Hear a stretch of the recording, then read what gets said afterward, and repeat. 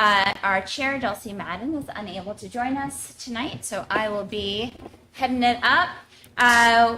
Also joining us tonight, we have Rob Nato, Jonathan Cohen, Suzanne Carmichael, myself, Andrea Folsom. We're also joined by our superintendent, Amy Doyle, our business administrator, Laura Taylor, our, what did I used to call you? Our administrative assistant extraordinaire, Jody Condon, and then our new student reps, Lucy Beardmore and Kip Hedquist. And then the man behind the scenes, our IT director, Matt Stone, as well. So with that, we're going to start with the Pledge of Allegiance. I pledge allegiance to the flag of the United States of America and to the republic for which it stands, one nation, under God, indivisible, with liberty and justice for all.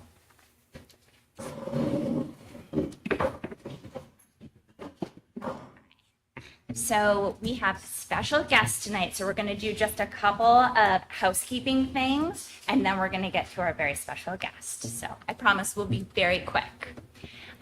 So we have one set of minutes to approve from the regular school board meeting of September 9th, 2025. Is there a motion to approve those minutes? Yes, so moved. Second. Okay, any discussion? All in favor? Aye. Opposed? Motion carries. With that, we are at the first public comment portion of the evening. As a reminder, we ask that you keep your comments to 3 minutes and state your name and address for the record. If you don't have any comments now, we'll have a second public comment at the end of the meeting as well. Any comments? All right. Moving on, student reps. How's it going, guys? I think it's another great couple weeks at school. Things have been going well. She could probably comment better on the Germans' experience. Great. But sports are continuing to do well. A bunch of teams lost games to make them not undefeated anymore, but they're still performing really well. So not a whole lot to complain about. Yeah, so as far as the German exchange, so yeah, they arrived, I think, a couple days after our last meeting, and then they're leaving on Thursday. So tonight we have our farewell dinner at Camp Methodius, so I'll be leaving shortly. But yeah, I'd say it's been a super fun experience. There's a lot of them. There's like 22 Americans, 22 Germans. There's a lot of kids. But yeah, it's been super fun. Just like having just new faces at the school, and also just new culture, new like people to get to know. It's been really an interesting experience, just like hosting a new person who is here. We had a field trip to the Mill Yard Museum last week in Manchester, so that was interesting. I'd never been there. And then today we had a field trip to Portsmouth, and we did a scavenger hunt around the city, so that was tiring, but that was fun. And then we went to Hampton Beach, the state park, and the Germans were able to swim in the Atlantic Ocean. Yeah, so that's the exchange. There was also other happenings at school. The Intro to Law field trip happens every semester. We always hear about it. This time it was Hillsborough County courthouse, and it was I think it was attempted murder, something like that. It was. So yeah, that sounded interesting. Yeah, I mean, I think that's it. French exchange is October 3rd starting, I think. So coming up pretty soon, and they'll be here for homecoming, so that'll be fun to have a bunch of new faces for that. So. Great. Thank you, guys. Any questions? Was the courthouse in Nashua or Manchester? I think it's in Manchester. They went to Manchester. They went to Hills Yeah. North. Okay. Yeah. Yep. They had a great time. I had Who a student. doesn't? I had a student on that trip. Yeah. Oh. Great building Yeah. to spend time. Yeah, Mid Central always does a great job with those trips, so it's always a lot of fun. Great. All right. Comments from the board. Jonathan? Nope. No. I don't have anything in particular tonight. So with that, we have a special guest today to talk about Constitution Day, and I think Miss Brown is going to introduce. You might have to make our microphone a little bit lower, and the microphone is to help the people online hear us, so you'll still have to speak a little loud so that we can hear you.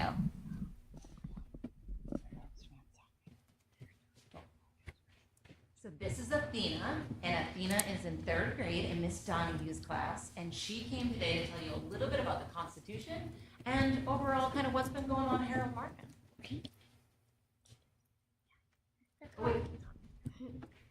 The Constitution is like a rule book for the United States.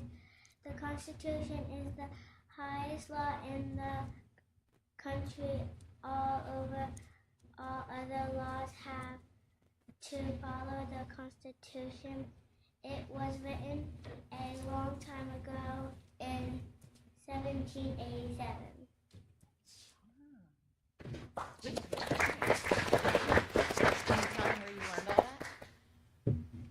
I learned it all at school. Can we ask you some questions about it? Is that okay? So, did you guys do anything in particular for Constitution Day that was particularly fun? We watched a video of it. That's always super fun. Yeah. Some of the other classrooms made hats and posters and created their own Bill of Rights for their classroom, which was pretty cool. There was a lot of flashcards to choose from. She picked her favorite ones. Okay. The one she thought about was this one. Why don't you have this one in there too? Changes to the Constitution are called amendments. There are 27 of them. That's a lot of amendments. Well done. Any other questions? What grade are you in, Athena? Third. 3rd grade. What's your favorite part of Harold Martin? Math. Math. Well done. It's another great question. It's not his class. Math or recess? Recess. Just wanted to make sure things hadn't changed too much.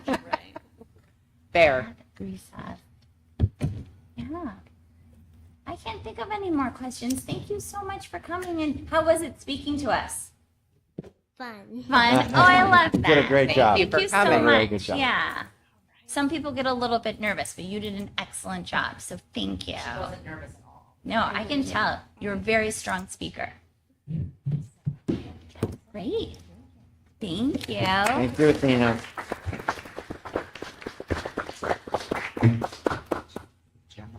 Picture with her? Can we do a little picture with her? We usually take a picture with our special guest. Is that okay? Yeah? Is it okay with you if we take a picture with you? Okay. All right. That's a special thing that we do. Usually we get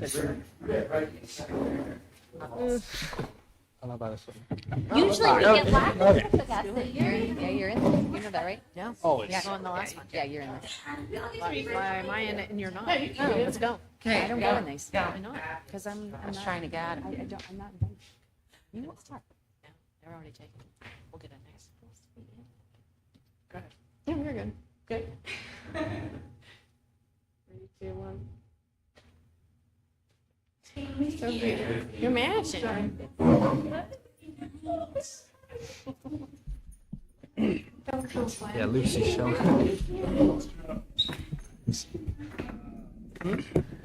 Yeah. Yeah. Or this. That's right up your alley. That's right up your alley. Yeah, you should write it down. I gotta figure it out. Never heard of it. I think I have the correct one. I just, All right. changing on Well, my that was template. fantastic. It's always my I favorite was part. doing it quick.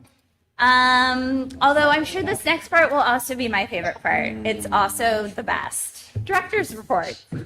Super fun. So I'm just going to go in order of how they are listed. So, Mandy, you are up first. Sorry, you were listed number 1 in my agenda. So come on down. every day. Oh, sorry, Mandy. It's fine. That's your bad. So we're in it. We're here again. We're learning all kinds of new things at the start of the school year. I keep saying it's my 10th year in this position, starting a new school year, 6th here in Hop that I'm really excited about. I'm like, you think it gets old and it's just repetitive? There's all kinds of new lessons, but they've been great. You learn from them, you grow from them. So I'm really excited to be able to welcome everybody back and continue. This is right fast. Welcome everybody back. You really just get to learn and grow from them too. Get to know the students again. Even though sometimes riding the bus is not the easiest part of my job, starting the school year in the mornings with the kids it's just so. It reminds you why you're here and why we do what we do, no matter on the hard days, good days, whatever it is. So they've been wonderful. I think they're glad I'm off the bus, but they've been awesome. So really, what I wanted to just kind of update you guys about is the PAGS process is the program assurances and general supervision that the DOE will do for every district every 6 years. It's just the cycle of what the state does. There are some districts who were put in a cohort earlier than us because of other findings. It's just our turn. We haven't had monitoring in a while here. I'm excited because even though this is my 10th year going in, I've never done one. My previous district had just finished, and Hopkinton hasn't had one since I've been here. So I'm excited to figure out what I learned from it and how we can be more effective and efficient and how I can put better things in place. Because at the end of the day, we're all here to do right by kids and do better. So I'm excited to see how that process plays out, and we're going to utilize some team members for each building to provide the DOE with what they need, but a lot of the stuff is desk audits and things like that. So then after that process is done, they give us feedback. All of it's just either corrective action or just like, hey, keep doing this, or hey, think about this. So it's really just meant to improve programming.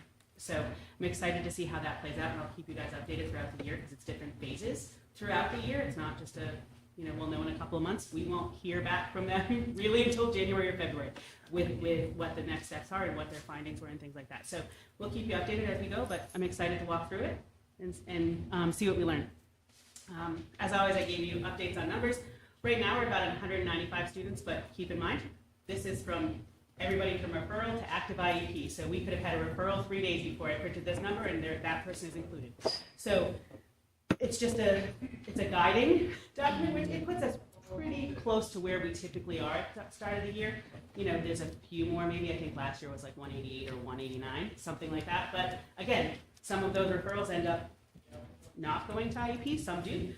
So these numbers fluctuate slightly throughout the year anyway.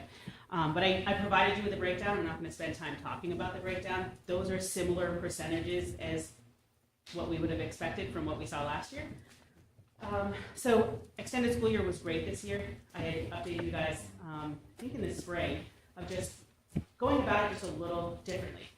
We were able to, working with the lead teachers and my case managers, really group kids by skills based in their IEP. So if people had a reading fluency gap, okay, well, what does that look like? And those kiddos were grouped versus being a grade level. Before they were grouped by grade level, again, repetition of things they've already learned and trying to learn new skills is wonderful, but we really wanted to be more targeted in how we were providing it.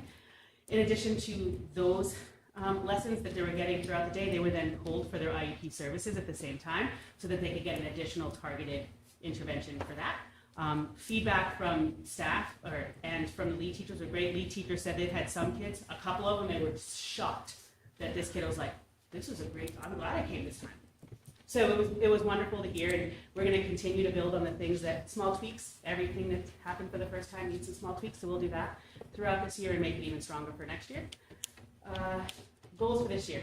Really, I wanted to kind of go back to some of those that you guys provided around the climate and culture, and then the communication pieces. I just really want to work with the principals and with Amy to figure out how we can make those additional connections with families and bring more resources or trainings or whatever that plan is to families with inside and outside of special education, just to strengthen those relationships, but also, again, foster our programming in different ways. So I think I'm excited about those. And then I wanted to touch a little bit about the work so far with Branching Minds. As you read in the report, Branching Minds isn't an MTSS framework, but it allows us to have an educational platform where our data is stored. It's data that we already share anyway. It's the Ames Web data, the SAS data, things like that, just to be able to make really intentional decisions at the student, classroom, building, district level. So we're excited to continue that partnership. They'll also work with us and our MTSS team throughout the year on really developing and clearly articulating what our MTSS system looks like and go from there. So we're excited about that work and building on what we've already done. And so hopefully we'll be able to, as always, I'll continue to report out on where our progress is there. Great. Really fast. That's good. Thank you. All right. Questions? How are things looking staffing-wise for your department? You'll see a few things that there's, we are short IAs, Harold Martin Middle High School. I think some of those are going to be more official later, but they'll, with some changes at Harold Martin that are new developments, we'll be posting for a special education teacher in that building as well. To the extent that you can comment, so then the raw numbers are up from last year, but not a lot. How about I'm trying to remember how we class, is it zone 1, zone 2, stage 1, stage 2? Tier 1, tier 2. Tier 1, tier 2. So in terms of, to the extent that you can comment, are we looking at at those numbers shaking out similarly to last year, at least at this early stage, Yeah. in terms of tier 1, tier 2, tier 3? So none of the or- numbers I gave you tonight are anywhere but tier 3. Tier 3 is Oh, all I special see. That's education all numbers. tier These are 3. Special education numbers only. Okay. Tier 1 is regular ed, tier 2 is more intervention before we get to that special ed lens. And then these numbers in here are the special education numbers, which we would consider in tier 3. So then if we added in tier 1 and tier 2, do you have a sense about? Tier 1 would be whatever our student population is across the entire district, because Oh, tier 1 is okay. all kids. Okay, that's everybody. Yep. I thought there was some distinction there. And then tier 2 is what, like 5? Tier 2 would be like intervention. So a kiddo is, maybe they're flagged on Ames Web, they're a little below that cut point that we set in Ames Maybe Web it's for reading, maybe reading. it's math. So we're going to do some quick intervention cycles and see how that kiddo responds. So it is tier 2. It's not special ed, it's that Right. in between. But that could be all kinds of supports. Right. Okay. Okay, then I guess I would still a ask. Kiddo that's, and I know I've said this, and this is more philosophical, I think, for me, Yeah. but for me, the kids aren't in the tiers, it's the supports we provide that are in the tiers. So Okay. a lot of our special education services are in tier 3, intervention services are in tier 2. Everything else we do for every student is in tier 1. Yeah. I guess I'm just trying to drive at sort of need this year compared to need last year. Right now, it's shaking out to be similar. Comparable. But it's, Okay. All right. that can fluctuate too. It could be that I in November, understand. if I come back and give a report, those numbers are higher than last November. But then At they this could all shake stage. out by February. Right. So, Okay. Thank you.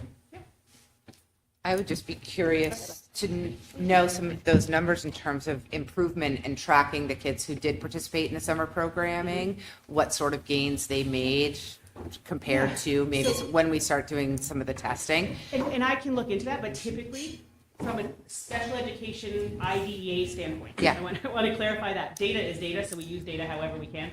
But from an IEP standpoint and IDEA standpoint, ESY is not to make gains on their IEP goals. It is to maintain progress so that when they start back, there's not so much regression that it No takes lag. too long to move forward. Okay. So when I do a progress report in our information system, it's not about I don't even measure how they compared to their goals. I just provide a narrative of what they were provided. What they were provided. So, Okay. because from an IDE standpoint, there's no regulation to measure because that's not what the goal isn't to move forward. It's to prevent the, Yeah, but we obviously want the data to understand what's working, what's not yeah. working. and I then would just be continue to make curious improvements. because Yeah. the way you folks grouped them this year, like the change, it makes so much sense to me as an educator myself. So I'd Yeah. be curious to see if those kids made some progress Yeah, as some well. of that data we may see is less time to, I'm going to use the word catch up. for Yeah, lack but of a I better word. understand what you mean. So if somebody last year took 2 or 3 weeks to really get rolling within the grade level curriculum, and this year it took a week, that's data. Yeah. So that's the kind of stuff, but I really won't have that until we Of continue on a course. little bit. But Yep. yeah. Thank you. I was wondering, sort of on a similar line, how the kids felt about being grouped by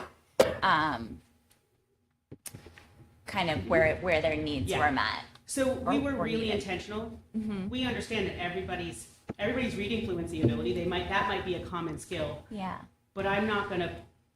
We were very intentional to make sure it was within one grade level of the Okay. grade level they're in, Got no it. matter what. Got it. And then we went from there, and the teachers who were teaching those lessons differentiated within that. Because again, there is a social component to it that we want to respect. And they also made sure that if they were doing a morning meeting type session, or at recess time, or at a snack break time, they were with their grade level peers for those. Yeah. So we really wanted to be intentional in the social aspect to make sure. I did hear a couple say, well, I want to be over there with them because that's who they hang out with during the school year. Yeah. But I'm making stuff up. Yeah. If Johnny's getting math and Sally's for reading, they're not going to be in the same group. So, Right. but they did try to do everything they could to make sure that they were interacting with grade level peers or just preferred peers as much as they could. Did it help that they were all, because they were all over at Harold Martin this The two year, elementary buildings were all at opposed to Harold. being My lead separate teachers have schools? said, please let us do that every year. Yeah. Maybe, but what if there's construction at Harold Martin? I can't put a kindergartner in a fourth grade classroom because there's no chairs that fit. There's no tables that fit. Right? So if we, Yeah. so, but we already said if everything plays out where we can, that is what we're gonna do. It helped from a bus standpoint. It was one Yeah. less stop Yeah. from the person who has to do the bus Sure. route. That was really nice to take out a stop. But so if we can, we're gonna do everything we can to do that again because the teachers have asked for it too. Yeah. Thank you. And the other thing I was wondering, I know another big component is managing students whose needs are significant that aren't able to be met within our district. And I was wondering if you can give just an overview of how that has been going for you. Just as far as it's the beginning of the school year, how much time is that taking, or what does that load look like? Well, as you see here, the numbers are 12, so that's Yeah. my caseload. Okay, I case manage every one of those. got it. But in addition to that, you then have to, if it's a new referral, there isn't one right now, so there's not a 13th coming right now that I know of. Yeah. But if there's a new referral, it's now we have to do all the releases of information to every school to make sure we can share information, sending all those packets out, getting that information back, making and helping the families set up tours and interviews and doing all the things, setting an IEP meeting. So that's just to start from my business end side. If there's transportation involved, getting that set up. But from a day-to-day, if for every student who's out, I usually meet with that team 3 times a year, some 4, but it's minimum 3 for every single team. So there's, however that math plays out, I'm going to look to the math people, not my strength. But so those meetings are there. If there's a shift, if there's something else that needs attention, I can tell you that I've probably spent more time out of district in the last 2 months than I have in the whole last school year. Yeah. Just because of needs, and that's okay, it's my Sure. job. Yep. But it can be significant. The cycle of that can play out, but for the most part, it's quite a number of hours every week or month, depending on. Sometimes one week might be just holy moly, this is overwhelming, and the next week I don't have any of those meetings, Got and it. then for the next 2 weeks I have a bunch of holy moly weeks. So Yeah. it cycles, but it's significant to make sure that we're taking the care because at the end of the day, the document has to be accurate. More importantly, we have to make sure the student's getting what they need and their needs are met. Got it. And what does that look like? And that Thank can be you. easy, and sometimes it's not. Okay. Great. Any other questions? No? On the branching minds, is it like integrating data from Ames Web and SAS and providing new way of looking at that? Is that what it's doing? Yeah. So we used to collect the data anyway and use it, but Right. it was like a kid grid, and then did you have access? Do you have access? Like, how does that all work? What happens with Branching Minds is they have a partnership, and I'm gonna if you have a tech question, talk to that guy. 'Cause you don't want me to answer it. Really, what it does is if a kiddo takes Ames Web, it's a short time after that score is automatically there. They give us a breakdown of each component of the Ames Web score. So we have each subtest, each score. What does that look like? I set the cut points when we set things up with Branching Minds, similar to what we were already using. If a student is above a certain percentile, it's going to show up green. If we want to know how many are in we got to watch that, we can group them. Additionally, once we really get rolling with it, interventionists or special educators could say, okay, these 3 kids are in a group every day for reading fluency that I work with. I can group them in that system. I can document their progress as we go, and it's all there. and it's ready to roll, and it gives us some really important data. When I met with them at the end of the year, they were just like, I just have to celebrate this. When I meet at end of year, I never see this much green. Which just means we had 81% of our district proficient in reading. When you see some of my special ed numbers, it probably doesn't feel that way, but there's celebrations to be had.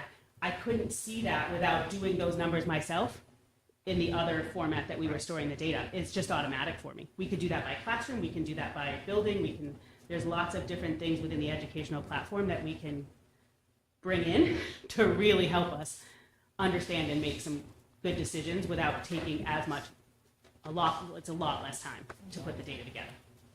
Thank you. And then this is district-wide data that will stay with the kid throughout their entire educational journey. Great. And, there's different things within that, but it's still part of their educational record, so we could print off progress reports for parents right from there without redoing something and redrafting it. They'll print it for us. Great. Awesome. Yeah. All right. We good? I think you're out of the hot seat. Thanks, Mandy. Okay. Dan, you're up next. You gave us 2 facilities reports. They were the same. Oh, one's a PDF and one's a PowerPoint. Sure. But no, that's No, Jim. sorry. That's Jim. Jim's That is next, but Jim. we got Dan. But I got you up here, so I skipped you, Jim. I said facilities and then called Dan. Do you want Jim? Nope, you get to come up. You're standing here, so now you're here. Jim. At least I'm not after the Sorry, second Jim. reader. I appreciate you fixing the microphone for me. I said Jim, looked at facilities, or I thought Jim, looked at facilities, said Dan, so now you're here. But you only gave us 1 report, so here we go. I did, thank you. So athletics, as Kim said, it's been a fun start to the year. The weather has been beautiful, at least from an athletic standpoint, not if you're trying to grow anything, but from an athletic standpoint, it's been wonderful. story. I did not have to break out the wet bulb temperature thermometer once. Today was the first day where it was kind of iffy with games, we got them in today, so it's been a good start for that.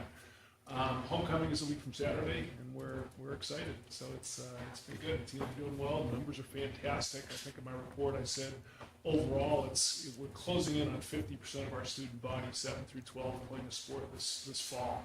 That's just this fall. There are some schools that don't do that in a whole year, and it's amazing the number of kids that we have involved in things. It really is great. The locker rooms at the end of the day are kind of crowded. I will admit that, but it's a nice problem to have. So that's all been good. In terms of staffing, the coaches, we're fully staffed with coaches, which is fantastic. We have not had an athletic trainer yet again. The stipend that we've tried to lure them with the last couple of years still does not seem to be bearing any fruit. And it is something I think this board does need to look at, and the taxpayers need to look at eventually, is we've got to get a full-time trainer here. We really do. That's probably the biggest thing. The other 2 issues, and it's something that's true about the whole state of New Hampshire, there are not enough officials, there are not enough school buses, and it's become a real challenge. Again, I mentioned the weather at the beginning. The weather has really helped with the school buses and with the officials, but as we start looking at canceling games and trying to figure out where you can put them in, I'm already 10 days out with the bus, and they're telling me you have no bus this day and you can't do this. If we try rescheduling stuff, it's going to be a real challenge. So those are the kind of issues, and while we have them, it's true about the whole state of New Hampshire. In fact, it's the whole country. Last year, I went to a National Athletic Directors Conference, and across the country, people were saying it's buses, it's shortage of officials. Those are the 2 biggest issues that we have. So that's kind of where we stand. Other news, I guess, to share with you, the HMAA is in the 2nd year. This is a Hopkinton Mentor Athletic Alliance. This year I opened it up to all juniors and seniors who play sports. I didn't just start with the fall juniors and seniors, I went for the whole year. We had 29 or 30 at the first meeting, and our second meeting's tomorrow, and Kip said he'd be there, so he'll be representing, and we've got a nice group of kids, and I think it's paying dividends. We've seen good examples of sportsmanship, and the team seemed very positive.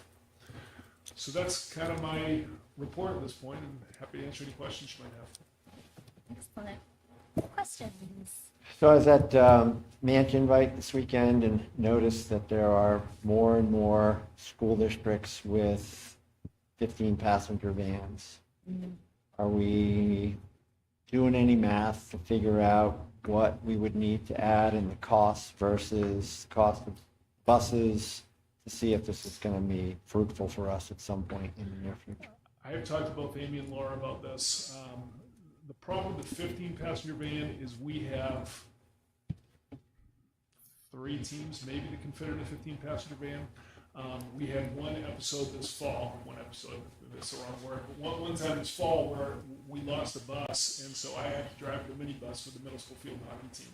We could only fit 14, we had 16 on the team. Luckily, I had one parent who said they would drive their 2 daughters. But it just becomes a little bit logistics. Trying to get that 15 is tough. We've talked about maybe getting two of those passenger vans or whatever.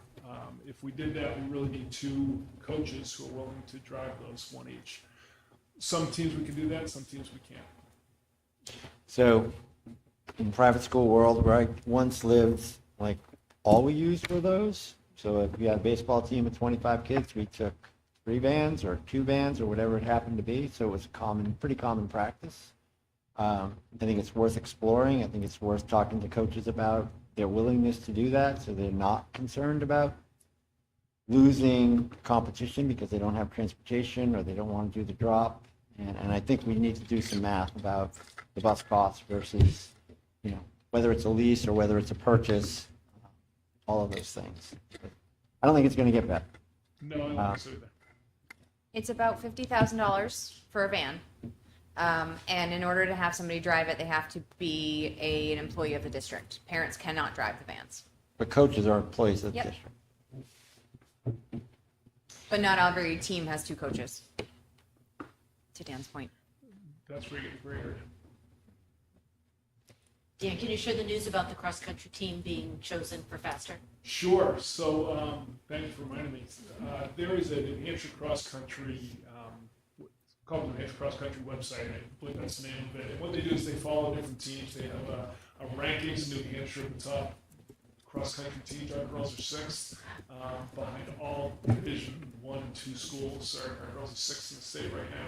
But one of the things that they do is every year they try to, or every season, they try to chronicle one program. And I say every season, this is the 2nd year they've done it. But this fall they asked to follow the girls cross-country team. And so they're going to do a kind of a series of interviews and videos over the course of the season and follow the team as they move along. So it's quite an honor to do that.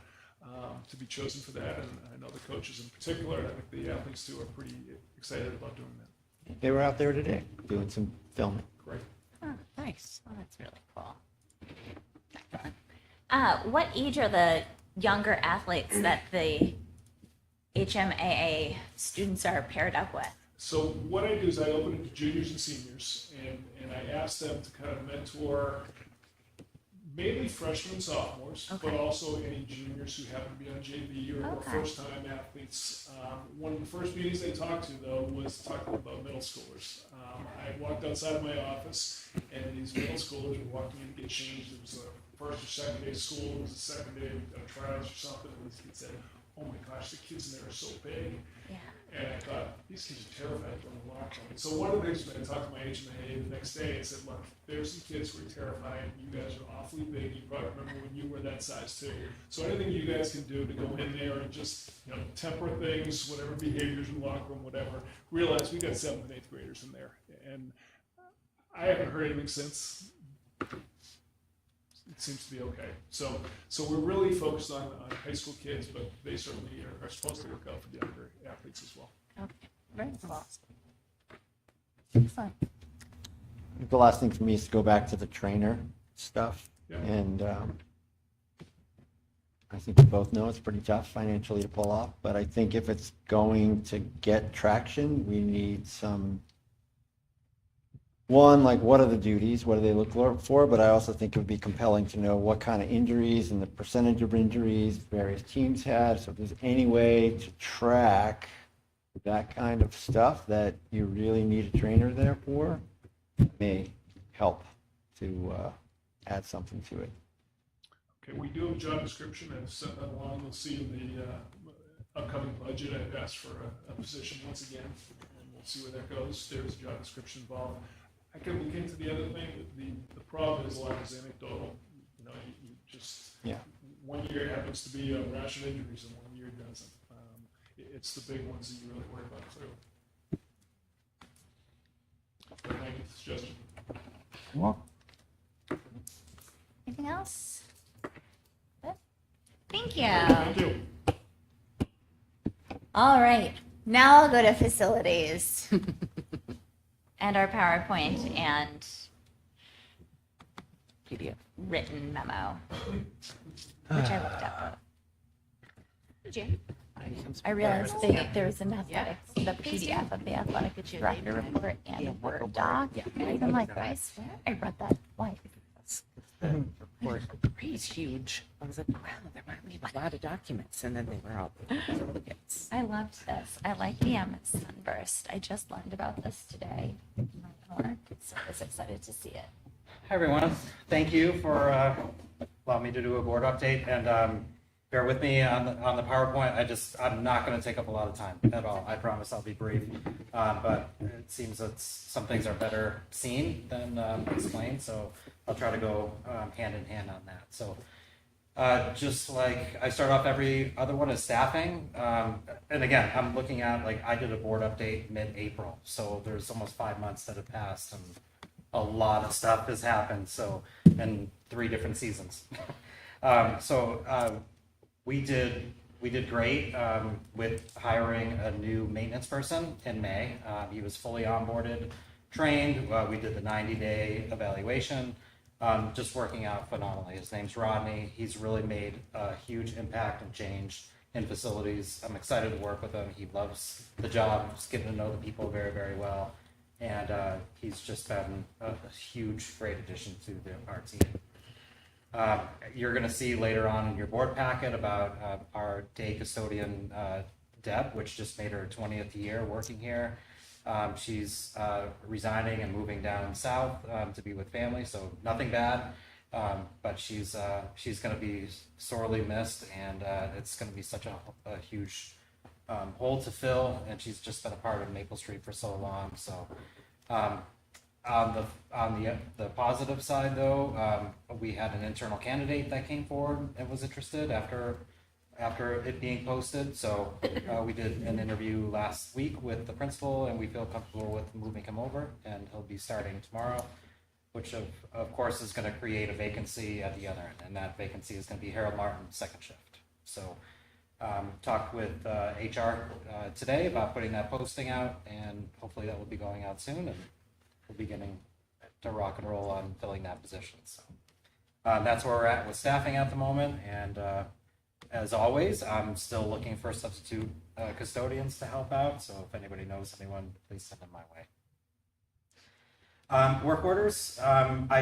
This is a graph that was populated by our work order system, so it gets to show, instead of just spewing off, oh yeah, we just did 211 work orders. These are the different buckets and categories of where we're spending our time. I was a little shocked at seeing like how evenly spread it is, which is pretty cool. And I understand that maybe a little bit, you may have some questions, like CA is carpentry, so anything that falls in that category. And then there's subcategories after that, depending on who makes a request and how specific they want to get into it. So as you could probably point out in this, like I look at, like, there's in-house repairs and then the trades repairs where we're contracting out certain repairs. Those would be plumbing, electrical, and HVAC. The green, the bigger slice of green, which is HVAC, still continues to be our biggest contracted services driver. Electrical, plumbing are still pretty even, but not as much. GM, which is the peach colored, is general maintenance. So that's kind of the catch-all bucket for the unspecified repair, or it's just a general repair, but mostly done by our in-house staff. So the CA, which is carpentry, custodial, which is obviously in-house staff. A lot of our work orders, at least I would say probably 75 to 80% of them, are being done by our in-house personnel. All right.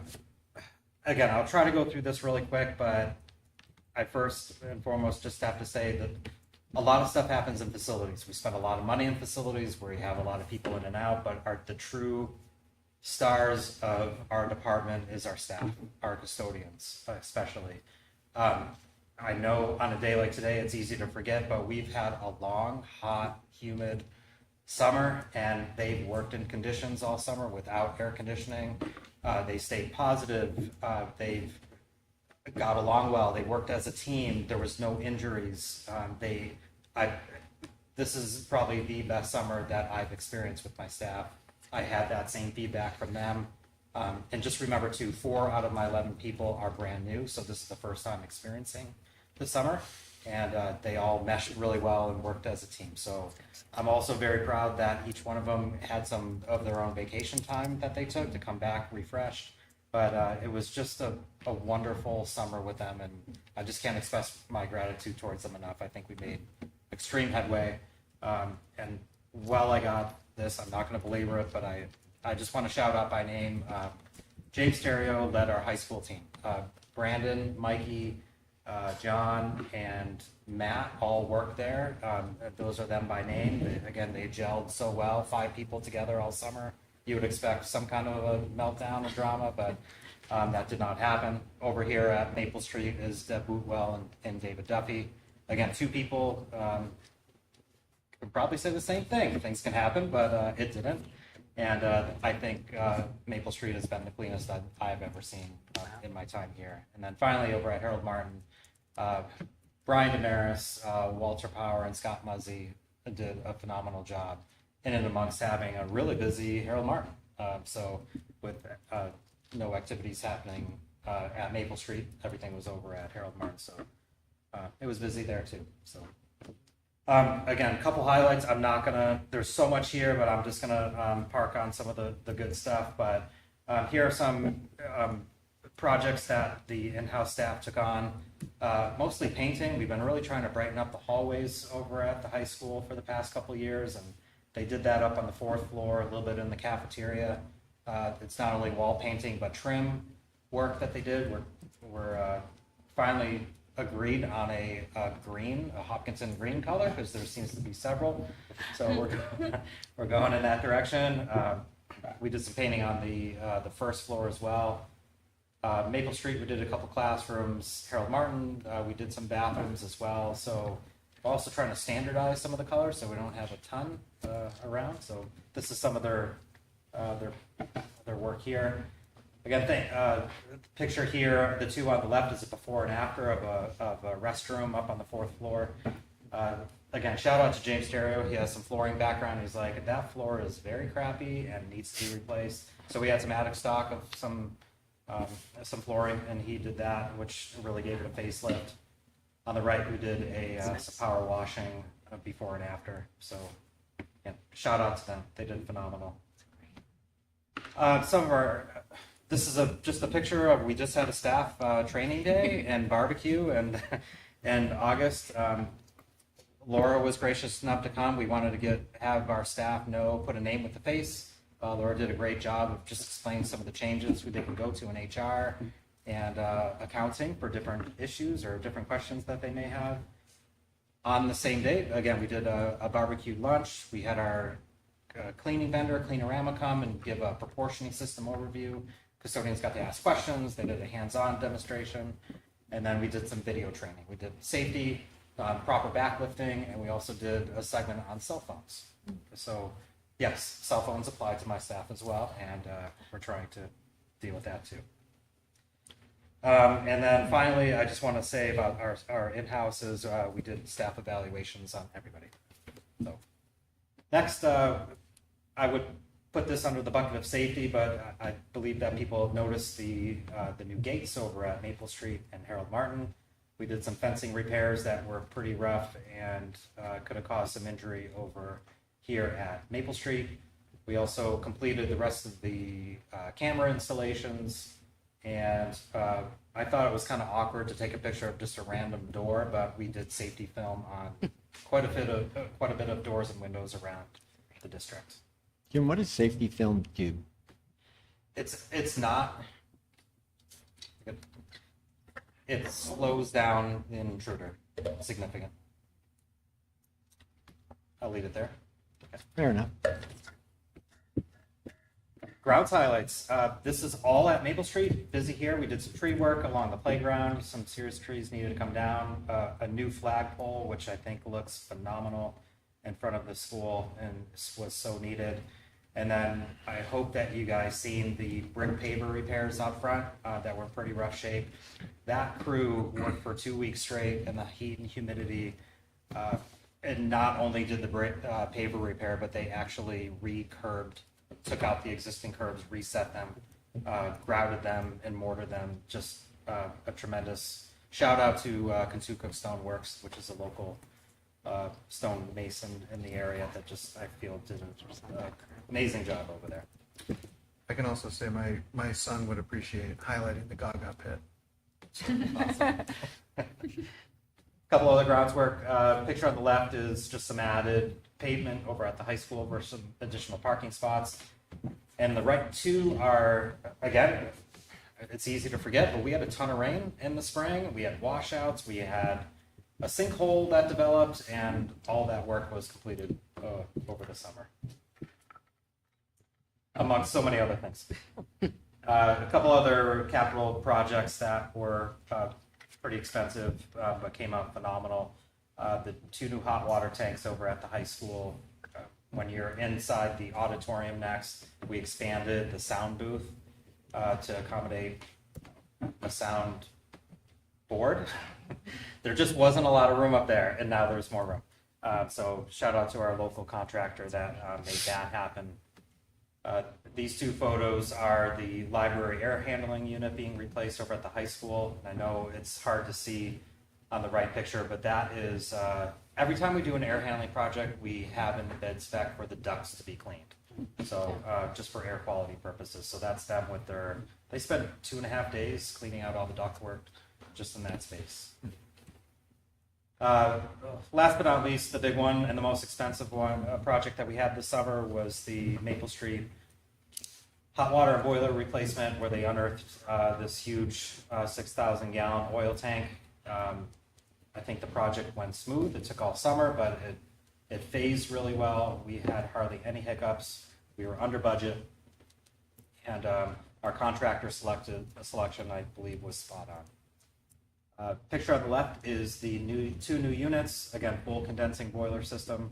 Just telling CIP committee today that last week we had a factory startup, which meant not just the contractor, but somebody from the manufacturer actually come, start the unit, confirm operation, that everything's working correctly and as designed.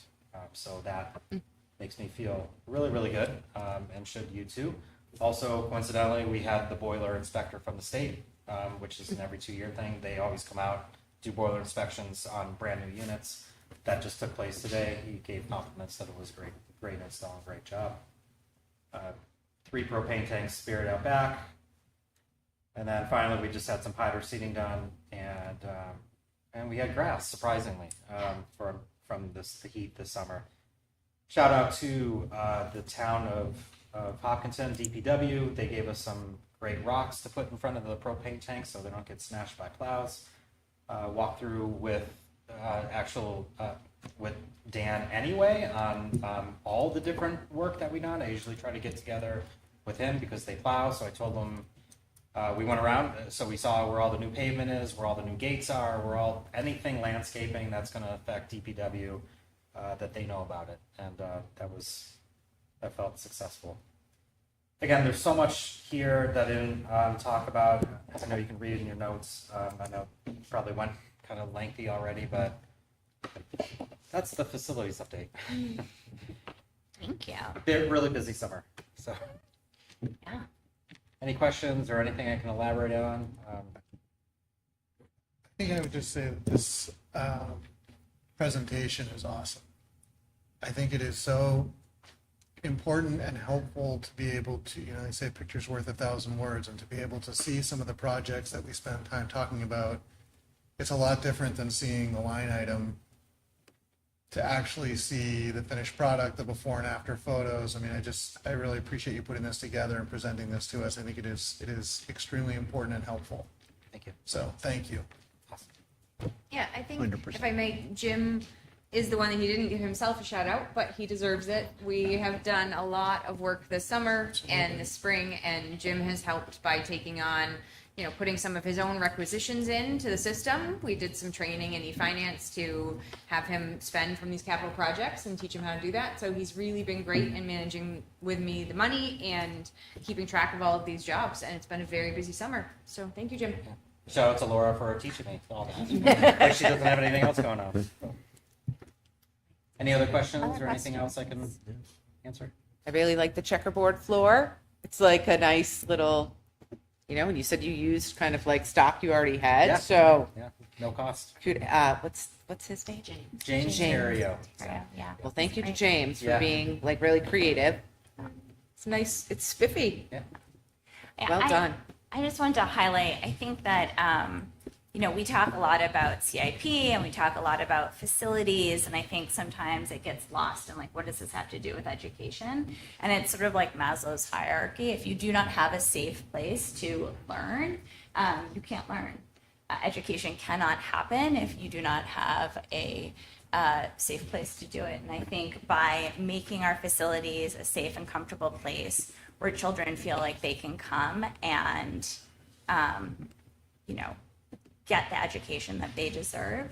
I think it's vitally important and, inextricably entwined with education. Our facilities are part of the education that we provide our students, and I think you do an excellent job of, helping provide that to the students of Hopkinton. So thank you. There's so much data on classroom comfort, especially with HVAC. That's the most expensive, but it has so much of an impact on the learning environment. Yeah. That's been beating my head so much. Keep people comfortable. Also, the picture of the oil tank, I can't see a single leak. Yeah. Yeah. So fingers crossed. Yes, That exactly. the perk test or whatever they do comes back positive. Well, we try to do it before it leaks, right? So. Well, I don't have any other questions. And I know you just met with CIP, so I'm sure we'll hear from them too. Great. Oh, and shout out to Matt. Matt and I have interchanged a lot during the summer, so not only do we work with no AC, but Matt and his staff does as well, and different things. No AC. All right. Thanks, Jim. Thank you Thank you, guys. very much. Yeah. And speaking of Matt, you are the last person in our hot seat. And thank you guys very much. You do not have to stay for the whole shebang, but maybe you can stay for Matt. That would be kind. Yeah, certainly thank you to Jim and his crew. There was a lot between them. Rodney in particular was just fabulous, helping us think with things like projector mounts. And everyone is so helpful when we have giant deliveries of computers, and it's like, oh, hey, we didn't know they were coming. We'll get there as soon as we can, and the custodians already have it inside, and in a safe place. So greatly appreciate all of that help every summer, year round. But yeah, it was certainly an interesting summer. I think for us, a lot of our work was dealing with new people. There was a lot of turnover at the SAU this summer, so it's interesting to see how many different systems need logins, and let's get started with diligence and every other blessed thing under the sun. So that certainly has been interesting. I did want to say thank you again. The Chromebooks that were approved at the last meeting have since arrived. Should have gotten a good picture. There's a nice giant tower that was down here in the office here and is now over at the high school and starting to go into the hands of students this week. So that is in progress, certainly according to the plans that we discussed last time. Otherwise, we are still ongoing. We did not quite complete some of the network projects that we had this summer. Obviously, as you saw, our network administrator was just approved late August, beginning of September. So Alex is now on board, and I sort of thought that would be a great opening project for him. So we have all those wireless access points configured. Those are going up now. So those Wi-Fi upgrades that we talked about are ongoing. So yeah, there's definitely a few areas as the school year starts, and principals are creative with space, which is a nice way of saying that. What do you mean you need Wi-Fi access in this tiny little corner? We've never, had instruction there before. Well, we have instruction there now, so we're going to figure out how to make that work. So always interesting starts of school in that way. I did include just a little chart of our help tickets. That's always a fun one to see. There's a nice smooth beginning of August, and then about, I think it was August 18th, they just start to spike and keep spiking as staff return. So that's always fun. We do have that under control. We did probably spike higher this year, just being down an extra person. So probably the highest active ticket load that I could recall in several years. So we are working through that backlog. Staff have been really great and trying to let us know, things that they need that are a little less urgent, like this projector flickers occasionally and it's kind of annoying, versus, hey, half my class can't log in, can you see what's going on? Those are different levels of urgency for us. So yeah, otherwise, it's been a reasonably decent start. I did mention we had equipment failure, I believe the second Sunday of the school year, so that's always great when, equipment that has usually like a 10-year lifespan, just randomly dies on a busy Sunday, but it was all good. We did manage to get that replaced, and the manufacturer has since replaced that under warranty, so that's all set. Other than that, there have been a steady stream of issues, but we're feeling good into the start of our year. We're certainly working on lots of data pieces. I have great thanks for Mike Cody. The state has rolled out a new student data reporting system in the sort of late winter, early spring, with the idea that would sort of have a nice window to practice, I should say, before the end of year reporting, which is really kind of official reporting. The initial rollout was a little bit rough from the states. I think the deadline was pushed back 6 times, a total of about 9 weeks. So, not really what we had hoped. But Mike was really fantastic in making sure that we have the updated data that needs to be reported to the state.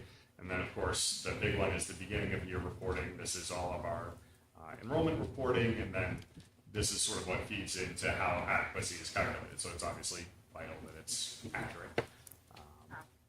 In dealing with all of the things around education freedom accounts and the new reports that the state is asking for, they never seem to ask for less data, but more data in new and interesting ways, I guess is the way to put that. So, but I think we're in a good place there. Really appreciate the help from Aspen as well. They really stepped up and started doing like every 2-week calls so that they could make sure that they were rolling out new versions of the exports as the state clarified what they meant rather than what the documentation actually said was, what they meant. But it's all good. So, happy to take any questions. Question. I'm always interested in the cybersecurity aspect that you guys have to deal with that I don't tend to think of, so I'm glad somebody is thinking of it. And actually, I have some exciting news to share. I think I've mentioned a few times that there are sort of ongoing partnerships between Primex. That has now actually started. I literally got the welcome to your new cybersecurity portal that you can use with certain staff members. I think about 10 o'clock today, so I'm going to be hitting up what the state has written a grant to cover what they consider high-value targets, which not that everyone is in high value, but sort of anyone who has school and access to information. So certainly all the administrators, the executive assistants, office managers, nurses, anyone who really has access to tons of student data. And that is a fully monitored, so there's an agent on their computer, but that is fully monitored at their security center 24/7. So if there's something on their laptop and the bad guys are trying to execute a takeover at 3 a.m., there is literally someone who gets an alert and says, ooh, let's block that. And then we're going to deal with that, freeze whatever is going on until we can get a hold of someone from the district and say, hey, what's going on? You need to deal with that. So certainly not something that we would be able to afford on our own. That's kind of out of our price range normally. But the state did a great job in bringing in some scale. Obviously, the state has quite a few computers themselves. So they essentially said, we're guaranteed this many seats, but then we have great funding for municipalities, school districts, and water districts to get that. The water has been a huge thing, just as an aside, because there might be some nation-state interest in attacking water systems. So, and in New Hampshire, we have very important water systems that serve thousands and thousands of people that are sometimes two guys in a laptop. But they have access to critical controls, so. Right, you mentioned grant funding. Do you know what the source was? I don't off the top of my head. I believe it was the federal cybersecurity. So grant it was from the funding. federal government. Yes, I believe it was the ultimate source, yeah. But certainly through a state council that Yeah. did quite a lot of work. And I really have to say the State Department of IT has been so helpful over the past few years, which is a significant change from, say, a previous regime. Before the current DOIT head and their cybersecurity head came in, I think maybe 6 or 7 years ago, and sort of said, our job is to help the whole state. And they've just done fabulous work since then. So, yeah, so thank you enough to Ken Weeks and his team at the Cybersecurity Initiative. As well as, I should say, Primex has done really great work, both getting the word out to cities and towns and also sort of advocating for it. So one of the things that we had briefly talked about with Amy at the beginning of the year is they will come out and talk to boards about the importance. They can do some in private or in public session, but also, to come out and do an assessment and talk in a private session to sort of say, this is where you are, this is where you should be, these are the steps that you can do along the way. So I think that would be a great thing for us. So I might try to get that scheduled, see what their backlog is. It's long. Excellent. All right. Well, thank you. Thank Any you. other questions? Excellent. Thank you guys so much. We really appreciate it. All right. Moving along. Okay. Superintendent's goals. I'm Amy. excited to bring forward a draft of goals. My team is leaving, but Matt will still be here and tell them what I said. I have just really enjoyed the last couple of months and pouring myself into learning more about Hopkinton in this new role. And I just want to thank the directors, the administrators, and you'll see that my goals were aligned to the strategic plan, your goals, but also their goals. I also had a chance to look at the previous superintendent, Mike Flynn's goals from the previous year. I'm not quite where he was just because he had been here, much longer than me. So you'll notice that some of my goals are, working with Mandy, working with Laura, working with Jim to just try to understand the district at that higher level. So my first goal is really around curriculum and assessment. One of your goals is to really look at the impact of no longer having a curriculum director. And so I've been thinking about how that would look, and I want to make sure that I provide some data to all of you, some monitoring, but also some really actionable steps. So I'll do some work sessions with my team as well as teacher leaders to inventory, where we are with our current curriculum and assessment responsibilities, those workflows. Compliance and rule following is really important to me. It may not have, trickled up to all of you, but one of the primary roles of the curriculum director was managing all of the grants. And so that now has to be, put back on other people. And if you are listening to the news, you know that that's how some other neighboring districts are getting themselves into trouble when you're not following the rules, whether you have 1,000 kids in your district or 3,000, the rules are still the rules. And they actually, the DOE doesn't care how many people you have working. You have to maintain compliance. Matt talked about reporting. Every day the DOE is coming up with new ideas and new information that they want in new and creative ways. Sometimes they ask us to report back on data that they already have or have given us. And that's really interesting. We're like, why don't you just look in your own system? But okay, we'll continue to do that for you. I'll also look to share maybe some of my thoughts or ideas about how that system might work. In the absence of a curriculum director, that work still needs to be done, not just at the district level, but also at the building level. So as we enter the budget season, I definitely have some ideas about, how we can leverage our teacher leaders to be able to really impact change and assure curriculum and instruction and assessment alignment in the buildings, which is vitally important. Mandy spoke about MTSS and Bridging Minds. I'll be partnering with her to look at how are all of those systems and how can we strengthen them in the most efficient and effective way. Using a tool like Branching Minds will also help us to be able to look at data and then create informed reporting and decisions that's based on that data. She talked a little bit about how immediate some of that information is, and that's so important for teams. As you know, when a student takes an assessment, you want some actionable intervention or enrichment to happen as soon as possible. So having a system that folks can log into, teachers, instructional assistants, interventionists, it will be really important that everyone is up to speed on the data that we're collecting, why and how they can use it. Looking at finance, I have really enjoyed, I know that's probably a strange word. I ask Laura 5,000 questions a day. She is so kind. And joining the finance committee with Rob and Jonathan, it has just been really great to get up to speed about how those numbers are, how they are developed, how we are looking to be fiscally responsible and ensuring transparency in our community moving forward. I'm excited to do the zero-based budget pilot that Rob has talked about. I think that will give us some really good conversation pieces as we head into the budget season about why we are looking at budgeting for the things that we are, what makes the budget, what doesn't, just being, I think, purposeful and intentional about that. Safety and security, I know Jim has already left, but that committee also, it's just really eye-opening when you think about our facilities. And Andrea, you mentioned, if students don't feel safe in their learning environment, they're not available or engaged for learning. So it is really important that we ensure that students are safe and that our buildings are secure. And so I'll be continuing to collaborate with a lot of the projects that are already in motion, including the security redesign project. I know that Rob and the CIP committee, we're going to be talking about that later in the meeting. I'm excited about that. I was here initially when it was in the Homeland Security audit from 2016. I know it was in the initial NIASC report.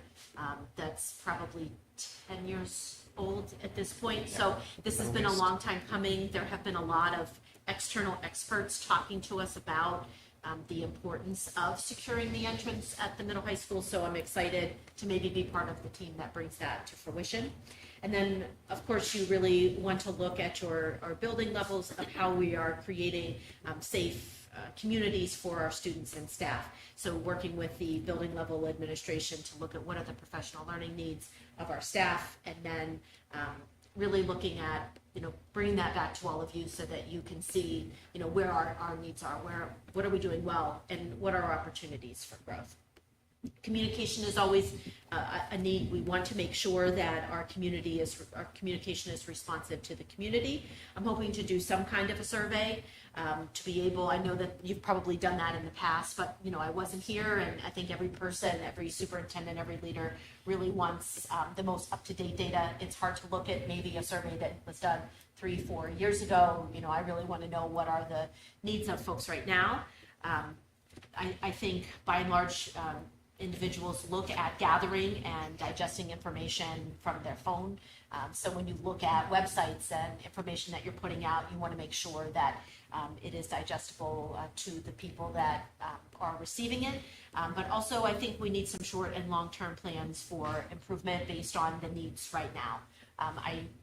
Been here long enough to know that there's some need to do some website updating, maybe putting out some frequently asked questions about where they can find information, who are the folks to reach out to, making sure that some of our district documents are up to date and able to be located with ease. And then how do we continuously outreach to the community so that we're providing the information that they need. Culture and climate is also, one of your goals. We can't, be a responsive community if we don't have strong culture and climate. So I've already started this work with the administrators, ensuring that there are initiatives at each building that they're working towards that. And each building is in a different place. The middle high school has had long leadership. Chris has been there a long time, but they have a new assistant principal, and she's, I think, done a really great job of trying to tap into the culture and how she can contribute to that. Carrie and Patrice have been here, at least 3 years, and so they are also interested in trying things and ensuring that they have new staff and how they're coming on board and how they're folding into that community. And then finally, sustainability. I'm looking forward to the first sustainability committee. I haven't been part of that in the past. So hoping to partner with those stakeholders to identify what are the top priorities. I know that there is a lot of student engagement around recycling and reusing. I mean, when I was here, we went through the line and got rid of got rid of your waste appropriately, looking at composting. I know that Jim and the CIP committee are looking at energy and energy savings, waste reduction. So I'm looking forward to being part of those. These goals really center on stable operations, improving our systems, and clear communication. I'm happy to take your questions, and again, really looking at this as a draft. If this is what you're looking for in my first year. Awesome. Questions, comments? Next time I'm going to do a fancy PowerPoint, Jim Rizicki, and with I know. pictures. Yeah, I will say, like, at Hopkinton especially, we have a lot of kids that care a lot about, like, the environmental action stuff. I know the EAC is one of our biggest clubs, and while there's some, like, grumbling about their methods sometimes of getting other kids to recycle and compost, they've generally done a good job. So just want to throw that out there. Yeah, thank you, Kevin. Amy, my first impression when I read this over the weekend, I guess, was thank you for clear language. That's not educationese. This all makes perfect sense to me. I think it's all very practical, particularly for first year and sort of like seeing and learning what you need to do before you make other steps moving forward. But the pragmatism of it, I think, is fantastic, and that's what I like the most. I appreciate that. Thank you. I would echo that. I appreciate the organization. I appreciate trying to be succinct in communication. I think I hope that people in the community take a look at it in the sense that to just keep in mind how difficult your position is and how many different things you're staying on top of. And of course, these are large aspirational goals, but then there's all the day-to-day things which eat up hours. So I guess that would just be my comment, that it's there's a lot to do. So appreciate all that you do and all that you will do. Hopefully everyone else will keep that in mind as they offer critiques of the district. I appreciate that. Thank you, John. And keeping your life in balance, there are weekends and there's times to be off, and you should be off and all of that business. We don't have one of those right now. Just saying. Laura and I are texting each other at 6 a.m. What are you? On Sunday morning. Really not balanced, Rob, but Yeah. my husband appreciates Maybe that should be an added goal. You can put that as one of the goals. No texting at 6 a.m. on school issues. I'll just call you. Yes. What kind of scones are you having? Maybe Because she that. knows I'm on my computer. Or running. Yeah. Yeah. Thank you. Do you have any comments? Sorry, you just walked. Same, sorry. No, just ambitious, and I'm excited to work with you. I like the communication goal. Thank you. Call that last one personal sustainability. Yes. Add that as another bullet. Yeah, no, I also look forward to the reporting out. I especially think that, goal 1 and goal 2 under curriculum and assessment will be incredibly informative for this board as we move forward into the budgeting process, in particular. So Agree we with shall that. see. If you have other edits, I'm happy to incorporate and Sure. as we move forward. Yeah, and we, as a board, we usually do a mid-year check-in on our own goals, but seeing as this is your first year, we will likely do more frequent check-ins, just on individual goals, but I think they'll probably come up in a really, natural way, so. Excellent. All right, so, back to the agenda.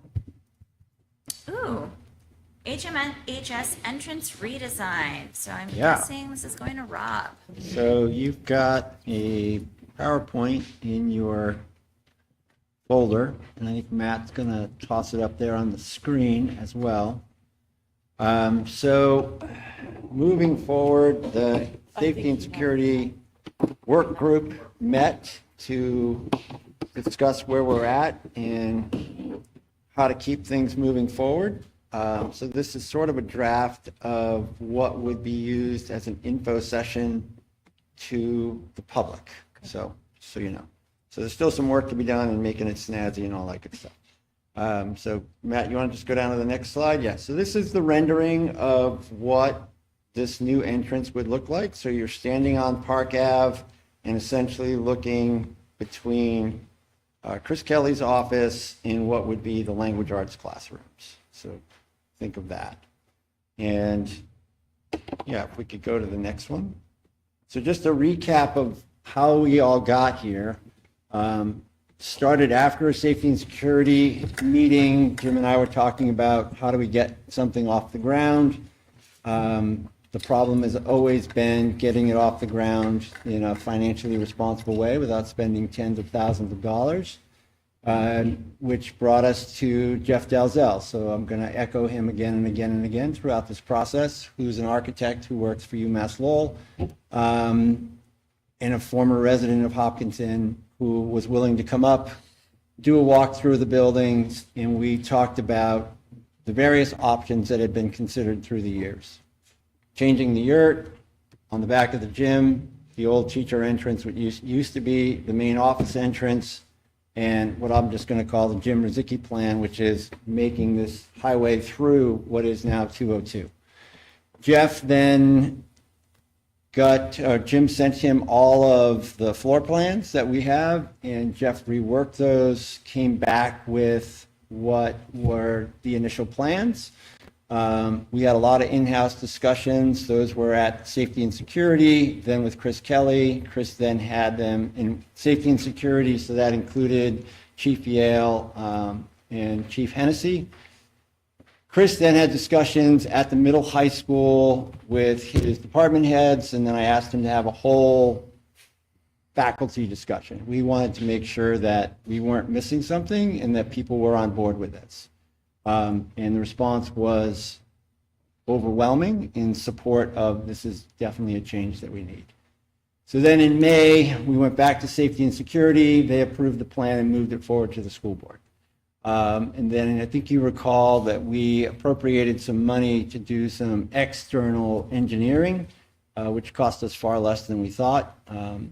So to date, I texted Jim yesterday just to make sure. I was like, so how much money have we actually spent to get where we are? Less than $2,000, $1,800 and some odd dollars is what we've spent, which is amazing. So he then put this out or asked a construction company that we'd worked with before to give us a construction estimate to test the financial viability. And they came back at that $592,000 number. And I think in all of our wishful minds, we were thinking 800 to $1 million. So this is well below that. Last spring, unofficially shared the plan with the budget committee. And at that time, they were very much in favor of the concept. At our last budget committee meeting, shared the funding options with the budget committee. They'd already seen the plans, which I'll talk about the funding in a minute. And the straw poll vote was very, very strong in favor of moving forward. And again, I think the general comment was, this is long past due. This is an incredibly fair amount of money, maybe even better than fair amount of money to finally solve this problem. So that brings us to where we are right now. So the next one up, this is just a recap again. If you're with the general public, maybe they don't know what is the problem. And staring in one direction, that is the problem. We go into a double locked doors, but when that visitor gets released from that door, it's a good 25-second walk to the office, and you have lots of other options. Some of them which could be tragic. So we are trying to solve that gap and create what is a much safer two-door lock system. Next slide, yeah. So from the Homeland Security audit in 2022, there's a lot in there. And the major caveats of Homeland Security is surveillance, access control, and alerting. We are doing really well in surveillance. We have improved our camera systems. We are doing really well in the alerting part. We have improved our access control. So we have the buzzer system. You buzz, they can see you, they bring you through. The Raptor system is in place. But that doesn't change the fact that someone with ill intent could get through that second door and you don't know what they have on their person or what their actual intent is to be. And again, there's a long gap to the office. This part where they say in the second sentence that I think it's important, how the public enters the facility instills expectations of behaviors, sets boundaries, guidelines, and reinforces policy. When you can get into a building any which way you want, that tells somebody how much you care about what's happening in that building. And given the world in which we unfortunately live in, how we secure things in a meaningful way is really important. And then again, from that same report, there's a huge disconnect between the office and the vestibule. And it's not just a dining area, that's also a student academic area during the day. Study halls happen in there. Sometimes teachers bring their classes down there to maybe have a classroom exercise, all of those things. Going back to 2016 in the last NEASC report, so that happens every 10 years. NEASC is, the New England Association that accredits schools. And it's a self-study process for if you're not aware. That's how it begins. There's a series of questions. There are 7 different subgroups. You look at those questions, you answer them, you write your own reports, and then a team of other educators comes in and they assess the validity of what you're saying. How you see your school actually match how your school functions? So the glaring thing for us in one of them in facilities was this problem. Some of those concerns we've done a good job addressing. Cameras, buzzer systems, secure doors, great. However, the primary concern of that gap in security where we empty into the cafeteria and or the gymnasium is still present, which is a structural problem. NEASC will be back, that process is just now beginning again, and we're still here. 10 years later, we haven't managed to get it done. And again, I think it's really important to emphasize we haven't managed to get it done because anytime the idea has come up, the price tag is $2-3 million or more. And this approach solves it in a very pragmatic way. And I think that's one of the things we told Jeff when he came. We want a pragmatic solution. And trust me, Jeff is a Taj Mahal kind of guy. So for him to come up with a plan that was pragmatic, it was probably hard for him. But anyway, moving on. So the benefits of the security redesign, proper 2-door security system to the office and guidance area. Enhances the clarity of the main office location. I think a lot of people, I know when I was there, people would drive around the building like, how the heck do I get in? Which door do I go? This makes it really clear where it is. There's visitor parking, there's an entranceway. We have a facade, all of that good stuff. Enhances the ADA accessibility. So right now, for someone who needs assistance to come in, make your way through by the maintenance department into the elevator upstairs. Here, you would go into the office. You still have to get to the elevator. It's still through the weird library thing, but it's better. Improves the office and faculty space. So right now, when teachers go to the teacher's room, they come in through guidance or they come in through the office. And it can be disruptive because teachers can be disruptive, like you want to chat and people are actually doing work or whatever might happen to be going on. So it really sort of changes that dynamic. And you'll see in the floor plan what I mean about that a little bit more. And it also improves the meeting room security and confidentiality. So when the building was first designed in 98, 99, there was a meeting room, a very large meeting room in what is now our office. And then somewhere early 2000s, the ADL room came to be because we needed that for some of our special ed students. So when the ADL room came to be, then that conference room got smaller because they made a teacher space. And over the years, it essentially got mongrelized to doing all kinds of different things. And there really is no adequate meeting room in the office. So if people are coming in for a variety of reasons, you're making your way through the building to another space rather than staying in the office where one should be. So this also resolves that issue. Next one, Matt. So everything has an opportunity cost, a trade-off.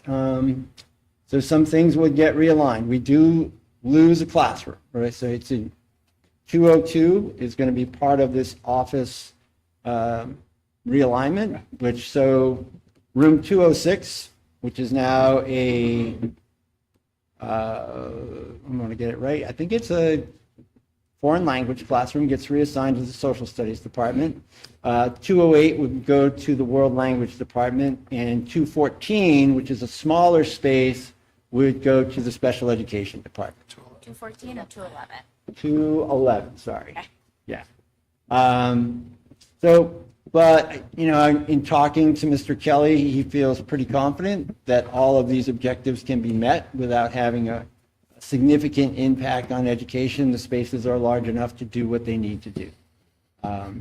And again, this was one of the things that I said, I really want you to emphasize this when you meet with your staff last April. Are people willing to give this up, right? It's like our teacher room, which was really nice back before the ADL room, but we all knew the ADL room is more important than us having a place to have lunch.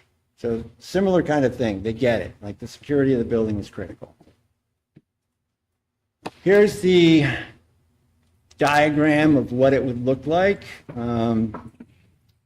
So you can see there's that terrace, which is under a canopy. So we went for that instead of a hard structure, again, to reduce costs. As soon as you put that external building up, your costs are going to skyrocket. To the left of where the doors are, that would be your first check-in. So you get a visual check, the person gets buzzed in. And then once they're in that vestibule, the Raptor system would be used just like it is at Harold Martin School in Maple Street, where you sort of have that person in that vapor lock situation. And then you can go into this lobby. And one of the things that we discussed is, as part of this process, those two doors that then go out into what would be the hallway, that's also could be another security lock, right? And you could choose to have that option if you wanted to. The reception and work area for the office staff is there, so they've got a good visual on visitors, but they also have a good communal place to do their work. Chris's office, the one in the middle, stays exactly the same. His assistant's office gets a little bit bigger. The vice principal's office, because we would now be creating that hallway next to the faculty lounge, that would be separate. You don't want a hallway just a dead end, so we just expanded his office. So now there's a small meeting place for him, which would be great when he's meeting with parents or students or whatever happens to be. The faculty lounge changes completely. So now instead of having teachers coming through guidance or through the office, they're going directly into their faculty lounge. Copy machine, all that stuff that happens in faculty lounges. The bathroom stays exactly where it was. The thing that says storage is actually where all of Matt's fun stuff lives. Don't ever go in there and play with the cables. It's not a good idea. I have many thoughts of doing that, Matt, but I never did it. Then next to that is that meeting room, which is designed for approximately 10 to 12 people. In the guidance area, there's not much change, except for so Mr. Daly's office would be the one to your left. There's a little tiny office that I think what initially designed was supposed to be for storage, essentially a closet. It became an office. Mrs. Meserve worked out of there for years. That gets expanded by a little bit in this project, so it becomes a more amenable place to work. And then the rest of the building stays the same. So we accomplish a lot of things with this in terms of, how schools should function, in an office faculty setting while also being secure. Students would come through this entrance, so the buses would drop in the front. You'd be coming through here. In talking to Chris, that student access through the rear parking lot would still be in play, but the yurt would be locked. So the yurt is not open during the day. After-school activities, sporting activities, community activities, that's a different story. This is really focused on what happens between 7 o'clock or 6 o'clock in the morning and 2:50 in the afternoon. The next one, so I asked Jeff last night, actually. So the diagram on the top is the view of what the outside would look at, and as you can tell, it's a little bit difficult to figure it out, right? So Jim had the good idea of, can we get a top-down view? So we sent him a Google Earth image, and I don't know if he used ours or used his, but you can now see what the exterior would look like. So there you're coming in just as you normally would, where the buses come through. You've got 1, 2, 3, 4 parking spots to the right, and then where you sort of have that quadrangle, that's where your steps are, that's where your handicap accessible ramp would be, and then the canopy going into the building. We also discussed, and at some point in the future, if you wanted to have parking on the other side, that's also feasible. We certainly parked cars there for senior parking during the fair for many, many years and maximized profits. So there's that option as well. And next one. So next steps, we would put the project out to bid with a maximum guaranteed cap of $700,000. So the construction estimate came in at $592, and in talking with Jim and the committee, with contingencies and things that you might not foresee, we feel like that's a reasonable number. It's probably more money than we will need, but better to set aside a little bit more money and not need it than need it and not have it, so to speak. The funding plan, as we've talked about since the unanticipated fund balance of 429 came through, we would take 429 from CIP. So just as a reminder, we use that unanticipated fund balance to pay for some of encumbered CIP projects. So that money didn't come out of the CIP account. So that money remains there. That we have access to that for this project. And then draw $271,000 from the contingency fund, previously known as Article 10. With that, it would draw that account down to a little under $800,000, which means that going into the next revenue season, we already have, if we were to use the same 400 we used this year, we still have 400 to use for that, and we still have another 377 sitting there available, even with the reduction of 271, which I think is, an exceptional use of how we're using that contingency fund to use as revenue. Community info sessions, we think it's really important to get this in front of as many people as possible. So the first one would be a parent community forum at the middle high school. Do that in the auditorium. And then to Rotary, previously for budget seasons, we meet with the Hopkinton Democrats or the Hopkinton Republicans and the PTA. So those offers would be made if people want to have us to discuss this plan. Jim had mentioned yesterday that we can also get some pictures, the external rendering, the floor map, the top view, and a little bit about, the funding process. Get those on some large placards at Town Hall, at the library, and in the entrances of the 3 schools so people can see what's going on. And then December, have the public hearing.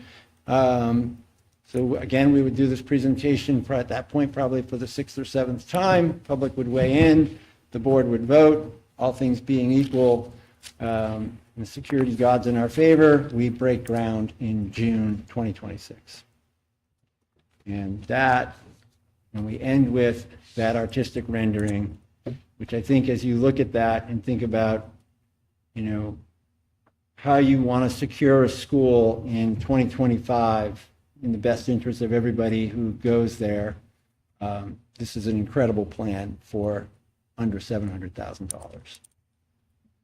And I am ready for any questions folks have. That was, I know a lot. I got one big kind of question which touched upon a little bit, but just like with like parent pickup and drop off, would that be like centered around coming through down that way and routed away from coming in through Kearsarge and then down that connecting road? Right, great question, and I'm going to defer to Chris on that one a little bit, but in the short discussions that we had, I think you would continue to do a similar process, and those students would be coming in through that gym entrance. Yep. So that where the drop is now. But that could be a different scenario. He may choose to have the drops happen a little closer and people walk up that sidewalk and in that main entrance. Yeah, but I just know right now it goes out like the gym entrance, but also like the current front entrance. Yeah. And Yeah. just wondering about that. And then the second quick question is the current front entrance in the plans that we were looking at back there. I couldn't really tell what the plan was. Right. Go back, I think. I don't think there's a picture, So so, the overhead view. Yeah. In the overhead, I think. Like, yeah. I think it's Yeah. slide 10. Exactly, especially the top image. I don't like. Is there any change that's going to happen to the current one? It's just going to be another You're- entrance, but go- not the main entrance. Right, here? it's going to stay just the way it is. It'll continue to have those double lock doors. It will probably continue, well, I would assume it's going to continue to be the main entrance for athletic events. Just as now we don't have people coming in the side back door, at least they're not supposed to. But that would be the main conduit for school events. Yeah. Where we also tend to have a lot more security on hand, for basketball games and things, which is an interesting concept, but. Yeah, a I true think it's one. a super cool concept. I mean, the renderings look great, and I think not just the like safety element, but also like kind of the flow of the in-school traffic and everything would be quite helpful to not have it as that jumbled mess with like lunches and all sorts of activities, just busying up the current entryways. So. And Kip, can you go back to the floor plan one, Matt? So one of the things we also talked about was, student privacy. Like you get sent to the office, okay, that happens. But currently you are sitting in a fishbowl. Everybody knows you're sitting there. They just, it is what it is, but it's glass all the way around. In this setup, you would be coming to the office, whilst you're waiting to speak to whomever you're going to speak to, you're most likely going to be in that lobby area or someplace that's a lot more private. And it's always best when you have student interactions that they be held in the most private condition possible. Like nobody likes to be dressed down in public. And essentially that's what's happening when you're sitting there, whether you like it or not. It's like visually, it's like, yeah. So it also helps that dynamic as well. It's like, So if you could pull 10 back up. Nope, What, 10. Slide Slide 10. It's the top down view. It's the top-down view. oh. should Nope, have- you just passed it. there we Yep. go. So not having any kids in the high school and not being familiar with this, currently what happens in the morning when students arrive, like if a student drives themselves, So right they now, park behind there, are they walking around to the yurt to get in? no. So Are they walking in that side back door? So- in the back of the gymnasium here. So if we're doing this redesign, right, so if we're doing this redesign, they would no longer be walking in that door? They would still be walking in that door according to Chris's current plan, and there's faculty assigned. So morning duty is in two places, right? Right now, morning duty, there's usually a person here, and there's usually a person there.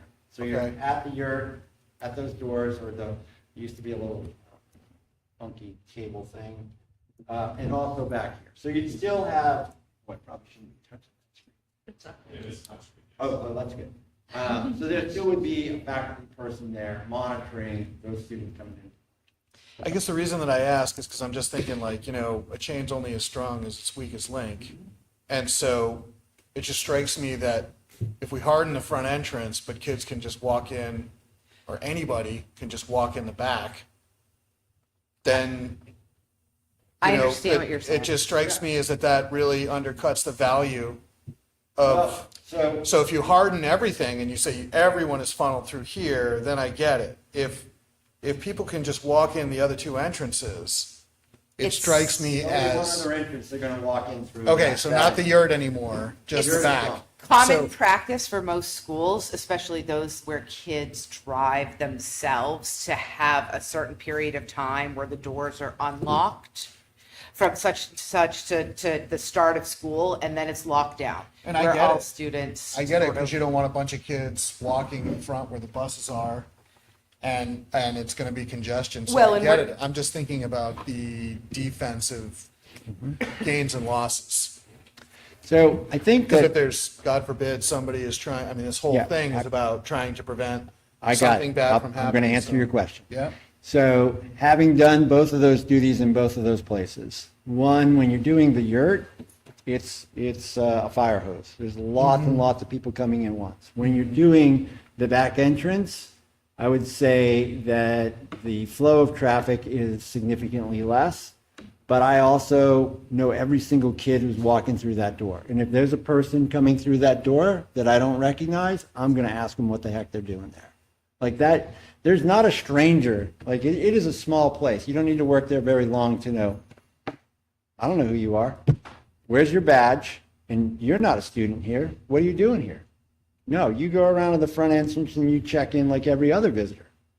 So Why that's picking the on Jeff? place. Like, he's no, here. I'm just kidding. But you know what I mean? So I get it, and we could, at some point, spend money and do a double lock door there as well. Right. And maybe that's a worthwhile thing to consider. But the characteristic of that school, that's what happens. That's, Yeah, yeah. I get it. It's a great question. It is a great question, and it is part of the problem. But the bigger problem is when the normal traffic flow stops and the visitors arrive. And, it doesn't take long to, spend time with school shooting incidences and access. And I think one of the things that's improved a lot, like there are years and years and years where, the little rock by the door that's close to your classroom, that has come to an end. So now we're going to be funneling people through the right places. And I suppose to positive potential answer is if if there's a high traffic time of day when you're trying to get people in or out and you're using this other entrance exit, if the rest of the day everything is funneled through this entrance, it seems statistically unlikely that someone that's not thinking clearly and is going to go and try to do something is going to do it in a high traffic time of day. They're going to wander. That's when certainly high profile cases seem to happen. So I get it, but it's just my initial thought looking Yeah, at it, not no. being familiar with the flow of traffic during the school day in that building yet. Soon enough I will be, but not yet. Quicker than you know. I'll also say, as someone who does drive here every single day, in the back entrance, you have a lot more parents with their eyes on that back entrance because we're back there dropping off our kids. The front entrance you really only have the buses there. You don't have as many parents or other adults Or walkers, I assume. there. Yeah, you have so you have students, walkers, and the one person on duty. And occasionally that visitor who is going up to the office, but you've got 60 kids, 2 buses just Right. rolled up, and this person who, and again, you're trying to interact, and then there's that short distance, and it's hard versus having that ability to identify them through the Raptor system and see what they're supposed to be doing there, having the lobby for them to be in. In another totally different vein, I really appreciate this whole presentation, Rob. One thing that I would love to see added would be something to highlight the fact that I love a Q&A, And I would love to highlight the fact that if we were to do this, there would be no bonding. Like, we are not borrowing money for this. We are not raising or appropriating any taxes for this. This is money that has already been set aside that we can use specifically for this project. The last time that we had to bond, we had to, you remember how we had to break up that loan into 2 phases so that we could get the best interest rates. And that was like the last time that interest rates were anywhere near anything we'd want to look at. So this is the amount of money that we would be saving on interest alone by not having to bring this, not having to bond this out is, I cannot overstate it. And I'm the school board rep to the budget committee, but obviously you're paying attention to all the things the town is doing. And, the $4 million plus bond for the lagoon, the $1 million bond for the septic system up here on Maple Street, some of what the Kentucky Water Precinct is going to have hit, not to have to bond and to have managed your funds in a way that we have accounts that are making it possible to do this, to me is just incredible. And that seemed to be the general consensus of the budget committee as well, was, you're doing this in a way that not only makes sense in terms of the amount of money that needs to be spent, but the fact that you're not bonding. Rob, I want to say thank you. I do think that under other circumstances, I would want this sum, like this amount of money returned to the taxpayers. But we're talking about safety. I had a student go through the school. I work in a school. We live in a world where this is a concern, more and more so, right? And so I would say, like anything else, I'd be like, return it. But kudos to you for doing all the legwork on finding somebody who did the design for it. You did this as cost effectively as possible. So thank you to the team. And I think it's beautiful. And I think if we can get out of it for, if we can get bids for under the 700, then I think we should do it for the safety of the students and staff. Yeah, no, I go back to thinking about, we've just had this conversation so many times, and thinking about the $2 million, and I'm thinking about the $2 million borrowed. Right. Is, yeah, I didn't even think of it. I mean, that's what we don't want, right? It wasn't just the fact that it would be a $2 million project that we were worried about. We were thinking about a $2 million project plus interest. Right. And the fact that we're not having to do that is, it's great. But getting that across to folks is challenging. Yeah, to piggyback onto the point you started off making, I do think not bonding it is really good. I also think that we need to think about messaging on the 600, because 600 is 600, no matter whether it's true. The point you're making, Suzanne. So how we present that, how we sort of narrate that, it isn't, 600 is 600. So I think it's a reasonable use of funds. I think but I do think that that'll just be something to, for us to be continually thinking about, and I think is how to present that to the Rotary and everybody else. part of that is also, this is technically a capital improvement, right? Absolutely. And we're going to spend $500,000 on an oil tank. An oil tank. So when in the context of the world that we live in, when you tell me that for $600,000, you can better protect your students, your faculty, visitors, all of that. Yeah. I'm not saying highest and best. I'm not talking about Right. that. I'm not talking about whether it's a worthwhile project. I'm just talking about the messaging on I don't think that's a hard message. where the money's coming from. That's all. Yeah, my personal Not- opinion on that is not a hard message. No, I think No, we, I don't think that's a hard message. No, the 600,000 is not a hard message. But I don't think that we would want to ever say that there's like no impact, that, you know, that we're just moving money and we just had this money and so we've decided. we'll- absolutely. You know what I mean? It's Like that's what taxpayer I'm, money. that's It what I'm came talking about. from the That's community. that's all I'm talking about. Already.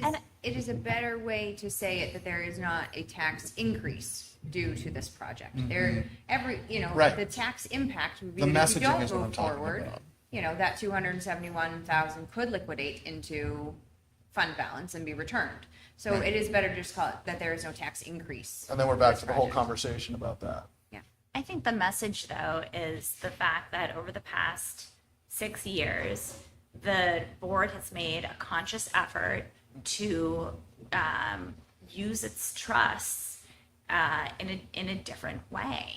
We've really looked at, I think we learned a lot from the impact of the building project of having a $10 million bond and saying we have to save for projects. We have to save for CIP projects, we have to save for tech projects, we have to save for health insurance, and we have to save for special ed. We saved for those projects, and this is what we were able to do. That is the message. We saved appropriately, and we were able to do this. But we did raise taxes at some point, and there's extra money in it, but I just want to go off that, like, you think about the water heater, and you need a water heater. This project, you don't need until it's too late. And, you know what I mean? Like, I get kind of teary because I'm somebody who thinks about every day getting kids out of a building and the best way to do it safely in case of emergency. And sometimes I pick my shoes based on, could I jump out of a frickin' window, a second floor window? Could I lower a kid with a ladder? I think about these things all the time as an educator, and if I think about them too long, I'll quit because I can't think about it too long. And so, when I ask you those questions, Rob, about how much money am I getting back, and you tell me it's $17 or you tell me it's $400, This is not money that would be coming back to the taxpayers. So 'Cause it's let's already be here. clear This about is that. what I'm talking, that's Right, what I'm this is talking not, about. this is This money is your that is messaging. now sitting, the money that's in CIP, we are not returning to tax, it is in CIP. The money that is in contingency, we can use as revenue. So again, to make that sort of, hopscotch plan, we should be thinking about contingency. We have $400,000 we use this year. Are we going to have $400,000 next year? Yes, we will. But because we're able to save up to that 5%, we also have some of the other available funds for other situations. This has been a problem that have stared the school in the eye since April 20th, 1999, when we said, holy shit, Columbine was a bad day yesterday. We're going to check every backpack as it comes in. And we did that for weeks. And then we looked and said, how do we solve this? And every time there was a dollar sign attached to it. So, It's been pushed long enough. Well, I would also say too that the school board we present what we think is best to the voters, Right. and then the voters vote on Decide. it. We You're right. presented how much we think the voters should save in the CIP account. The voters agreed, and so this money, as a community, we have chosen to save this money into our CIP savings account. And actually, the voters largely agreed, but somewhat didn't agree because we're underfunding CIP, Correct. truth be told. Yeah. Yeah. That's the one Right. consistently that we have been underfunding and that everybody thinks is important for exactly this reason, because if you have different buckets and you wind up managing that in a good way and things break your way, then you have some flexibility without increasing the tax burden, as you're saying, Laura. And the voters also agreed to raise that contingency cap to 5% from 2.5%. Exactly. Yep. So, I think this is a solid plan. And So I'm thrilled that we don't have to bond it. So I don't know if this is a vote or, we're not voting the vote will ultimately come at the public hearing, right? That's when it ultimately comes. But I do need the board to tell me yes or no, you have the green light to go ahead with bids, information sessions, so on and so forth, as was laid out. You know, This item is not, we talked about it earlier, this item is not technically on our CIP right now, or capital improvement plan, so we'd like to put it on with the board's authorization. So would you like a formal vote for that? That'd be great. Yes, please. All right. I would move that we put the security redesign project at the middle high school as a line in the CIP.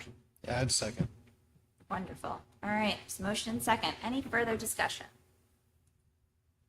Okay, hearing none. All in favor? Aye. Aye. Aye. Any opposed? None. Motion carries. Thank you very There much. you go. Thank you. Thank you, Rob. Thanks, everybody. If you have any feedback on specific things on slides, you can shoot that to me directly, and we'll make adjustments, and we'll start getting things scheduled. Awesome. Thank you. All right. Exciting. Okay. Hooking right along. Budget timeline review. Who's got this one? Happy to do it. So Amy and I have been working to develop the budget timeline for this year, and it coincides with that financial presentation schedule that we talked about at last meeting.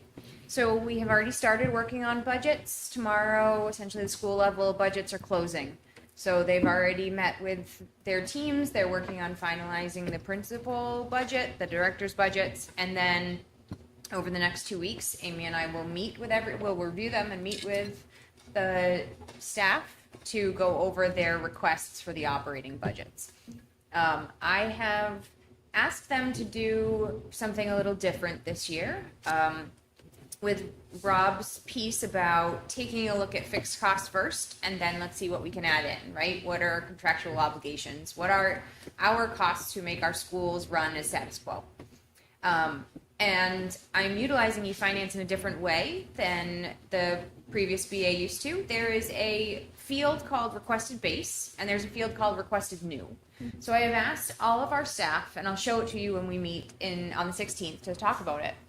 I have asked them, for your operations budgets, can you please put everything that keeps us at status quo in the requested base? Whether that means that there's a 5% increase to your software that you already currently use as part of your curriculum, or you feel like you need markers, and markers have gone from 50 cents to 75 cents. That's a requested base item to keep us where we are today. Then we have a requested new field, which is different, which allows them to tell us in a different way, what are you asking for in addition?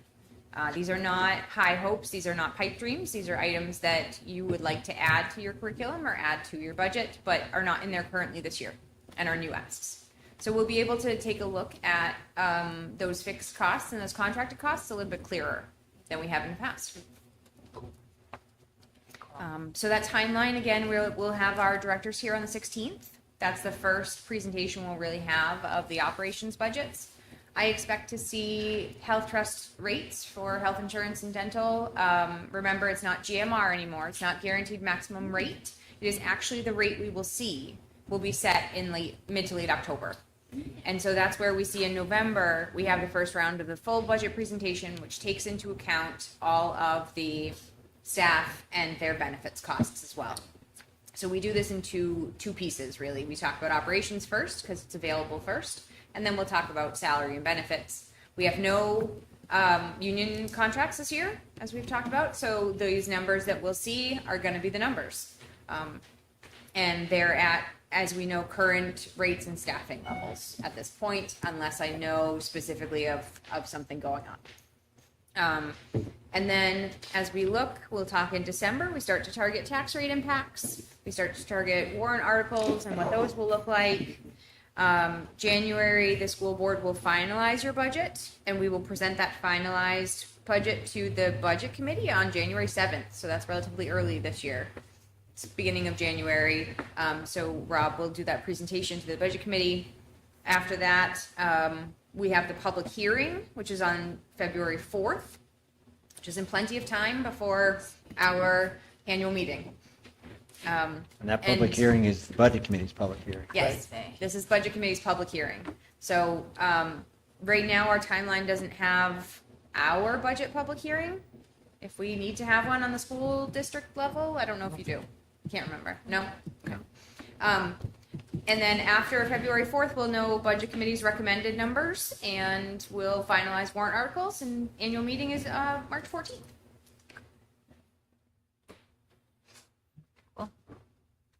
Laura, speaking of Budget Committee, I was asked if we know what our utilization was last year. Are we up, down in terms of, utilization is not the proper word. Utilization. You know what I'm talking For what? for health insurance.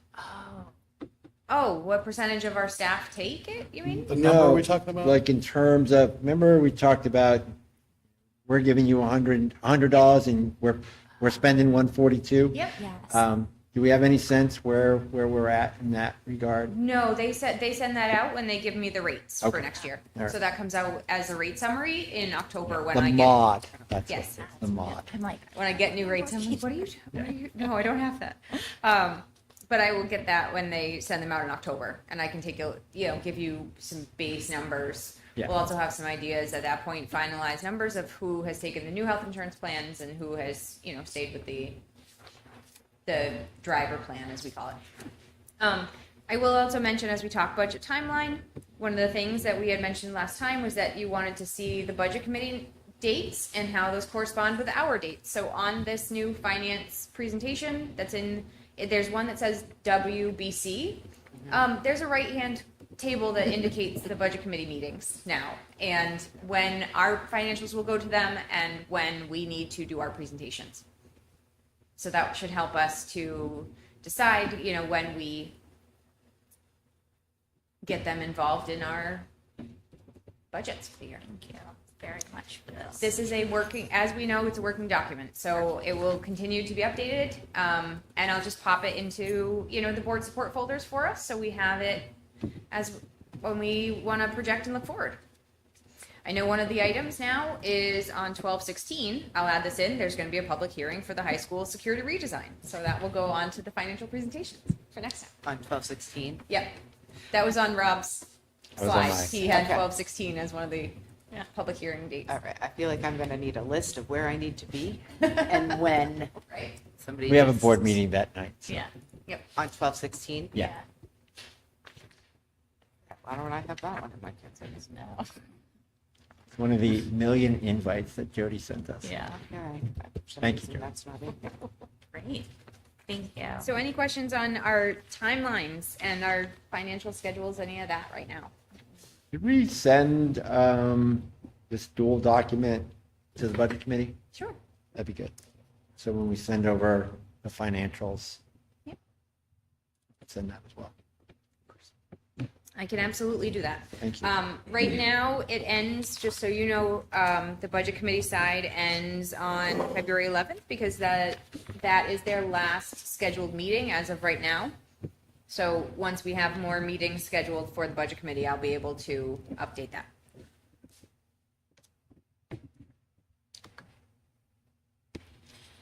Any questions on the budget timeline? The 16th, just so we know, is a Thursday. It is really just a budget work session. That is the extra one that we add in every year to start talking. So we still have one on the 7th, which may be the 9th, and one on the 21st. And then we have this extra one on the 16th in October. Can we get the spreadsheets in advance? I will do my best. The All right. spreadsheets have to be modified with the new requested, Okay. the requested new, but yes, I will do my best. you. Absolutely. So I don't have any questions we talked about yesterday, but very much appreciate the work Thank you. to put it together. It's organized a really helpful way. Good. It's Thanks. a good product. Yes. Appreciate the feedback. Is this lovely, the budget timeline document, is this going to be a public document? Yes, it is attached to the agenda, right? Yes, so I will Yeah. go live Yep. shortly. And I am fine with that financial presentations also being live, so that folks know when there are at least finance pieces that are coming up as well. Super. Thank you. I don't think that's something we have to keep. No. People can know. I don't care. Great. Thanks for So the we'll attach highlights that too, as well. Laura. Which one? That financial presentations with BC.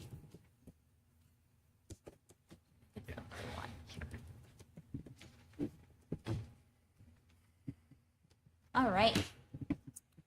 DOE 25. It's your Super Bowl. Yes. I looked at Amy today at lunch and I go, Amy, DOE 25 is approved. And I was so excited. Like, We high-fived. we did. We high-fived. It was a piece of joy. I was very, very excited. So tonight I do need you to sign the cover pages for the DOE 25 and the MS 25. Those are in your board support folder.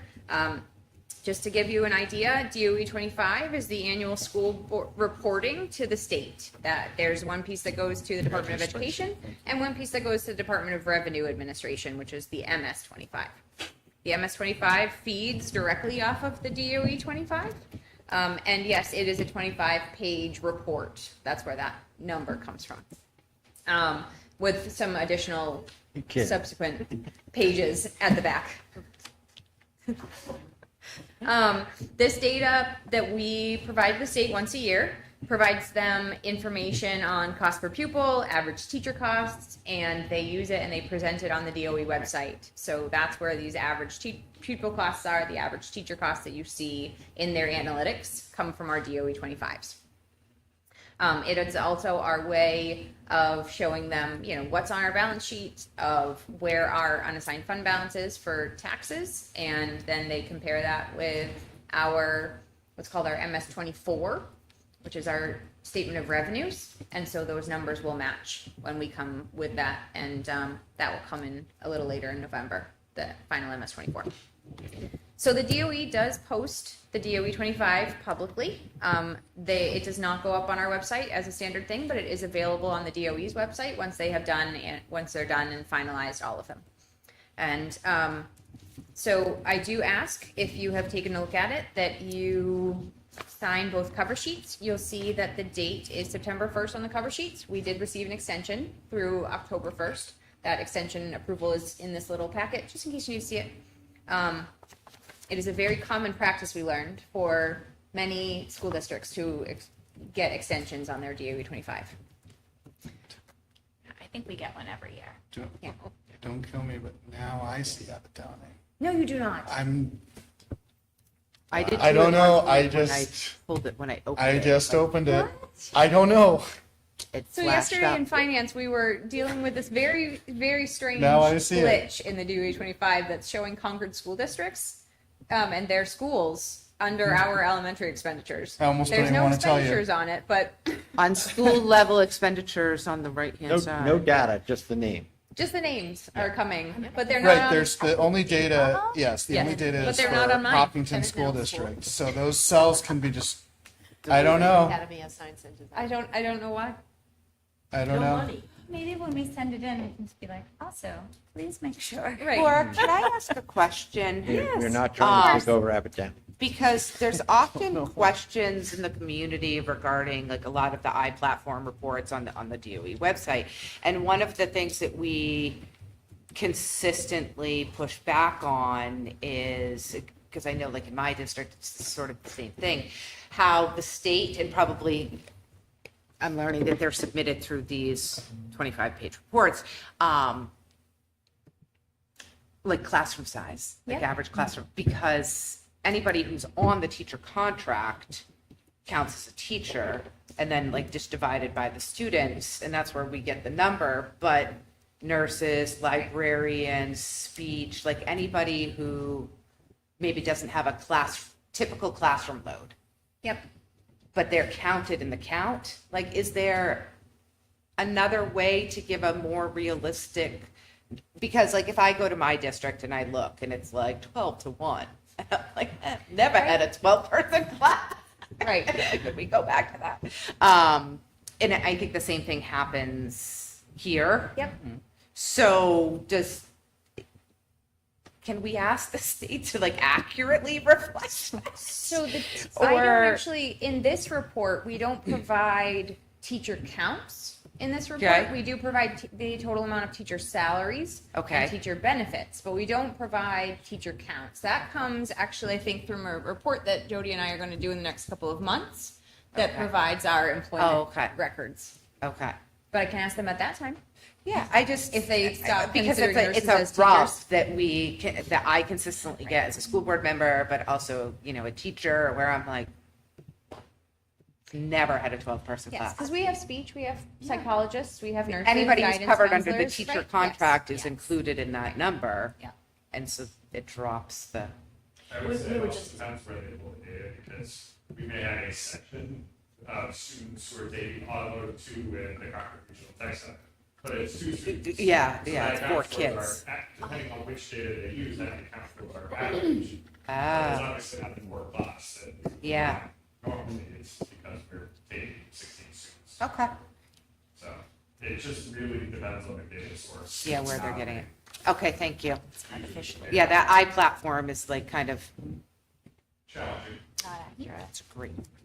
Okay, thank you. So we need to sign these? Yes, Once I have it. So the first Vote? one- Do we need to vote, or do we just sign them? you just need to sign them. You do not need to vote to accept it. You just need to sign these cover sheets, and so I can turn them in. Now, I know Delsey's not here tonight. She does have a special spot on these, so when she returns, I will get her signature and then I will submit them. Great. Thank you. You need to sign too. Please. Just gonna pass Yeah. that right up. Okay. Nice try. Yeah. All right. You're not Okay. that new. And Sign those quick. Can't be blamed for what you don't sign. We could just sign. You do not have to print our name. You do not. Say to use a pen if any. black pen. And I know that the DOE 25 is pretty significant. If you find yourself not sleeping at night and you want to take a look at it, and you have any questions, let me know. I have read it in the past. It is long. It is, yes, it is very long. Great. Well, thank you very much. She's getting the trophy tomorrow, Judy. Yes. That's what the trouble. I'm not supposed to give it away. Told the world. Because I finished my DOE 25. I love that. Are you a Thank you doctor for in keeping another us in life? compliance. We appreciate You're it. welcome. No, but I sign a lot of I was them. very excited. Yeah. You do not find more passes than I do. No, you probably sign more. Deadline. Yep. They get the different signature. They get the R in a circle like Batman and Robin. I I just have do my it, initials now. I have it on the record what poor penmanship I have. Oh, really? All right. Did you have a nasty All right. We teacher? ready? No, We're I'm almost there, spent. guys. Oh, no, it's always been bad. We're always getting will be. there. On next, very exciting. Next, very exciting We're point. not quite there yet. There's a lot in the discussion agenda. We're almost there. We're here. We're plugging away. Next up is policy. Thank you all very Another much. thrilling topic. So for policy tonight, we're going to go backwards. So we have 2 final reads, which have been making their way through. We have EHB, which is records retention, and ECA, buildings and ground security. So those 2 are ready for final reads tonight. We have no second reads, and then you'll see we are working now on doing batches of policies. And so we are starting with the beginning of the alphabet. So we're starting with our A policies, although a K policy snuck in there as well because the draft was completed. And so it was ready to go, so it got in there. So for first reads tonight, we have AC, non-discrimination, equal opportunity employment, and anti-discrimination plan. AC-R2, which goes along with AC and is not actually something we vote on. It's something that is required as being part of AC, but we wanted to include it so that you can see it. It is the non-discrimination, equal opportunity employment, and anti-discrimination plan annual notice or contact information. ACA, which is a discrimination and harassment grievance procedure. ACAC, which is the Title IX sexual harassment policy and grievance process. KA, the school, family, and community partnerships duly coded with IJO. So AC, ACA, and ACAC, my God, we have all of those policies already. And there were no substantive changes made. Really what we did is we went through and we realigned them to the New Hampshire School Board Association's recommended policies to make sure that everything was sort of in the right places. Made sure there was one block that with the new administration was required to be put in. So we put in that chunk of language. It was literally a paragraph. Now I'm not going to be able to find it as It was quickly. AC. It is an AC, right? ACAC. It was the prohibition part A. Prohibited sexual harassment. Okay. Yes, it's just. Where is it? At the very top. It's at It the- was actually letter A. Oh, it's letter A. Sorry, just letter A. It was the one little bit that we had to put in. The rest of the policy is the same. And then KA is a policy that we did not have that is required. So take a look at those policies. If you have any suggestions, they are very long. Please let myself or Suzanne or Amy know. I did see that Jonathan made a note in one of them in AC asking about the requirement of counselors to report. Yeah, just the mandatory reporting. Yeah, counselors are mandatory Yep. reporters, and so It's not so much the reporting of like a crime, it's the reporting of like bullying or something, where I could see that being a more nuanced conversation between a student and a counselor. yeah, And I could typically, s- as a former building administrator, it wouldn't be uncommon for the school counselor to come to me to say, Right. I just had these reports and I need you to look into it. Yeah. You know, typically the counselor is not doing the bullying investigation or digging into the, you know, more legal part of an investigation, but they are required to alert administration if Yep. something has happened. Yep, and it was really just as I'm reading it and thinking about it, through what I do, sometimes, you know, confidentiality can serve a beneficial purpose. I understand mandatory reporting laws, believe me. So it was just more of a comment as I'm sort of reading through that, just thinking I could envision a situation where a student wants to vent, wants to get some guidance on how to deal, but perhaps making a bullying situation public might make it worse. That kind of dynamic is what I'm thinking about when I made that comment. And I will say, the counselors that I've worked with, they are really a skilled group of people. You know, I'm their sure they their are. national organization, the ASCA model, is really aligned with being able to report those sorts of things. They do it in a really nuanced way. I'm sure I they understand do. your concern, and Yeah. you know, counselors sometimes will say, "This is really compromising your safety and the safety of others. I have to report that." I totally get it. I'm not even advocating that it shouldn't read the way it reads. I'm just sort of commenting on it. Yeah. I'm getting out of the policy game. It's a lot of fun. I mean, I enjoy it. I know you do.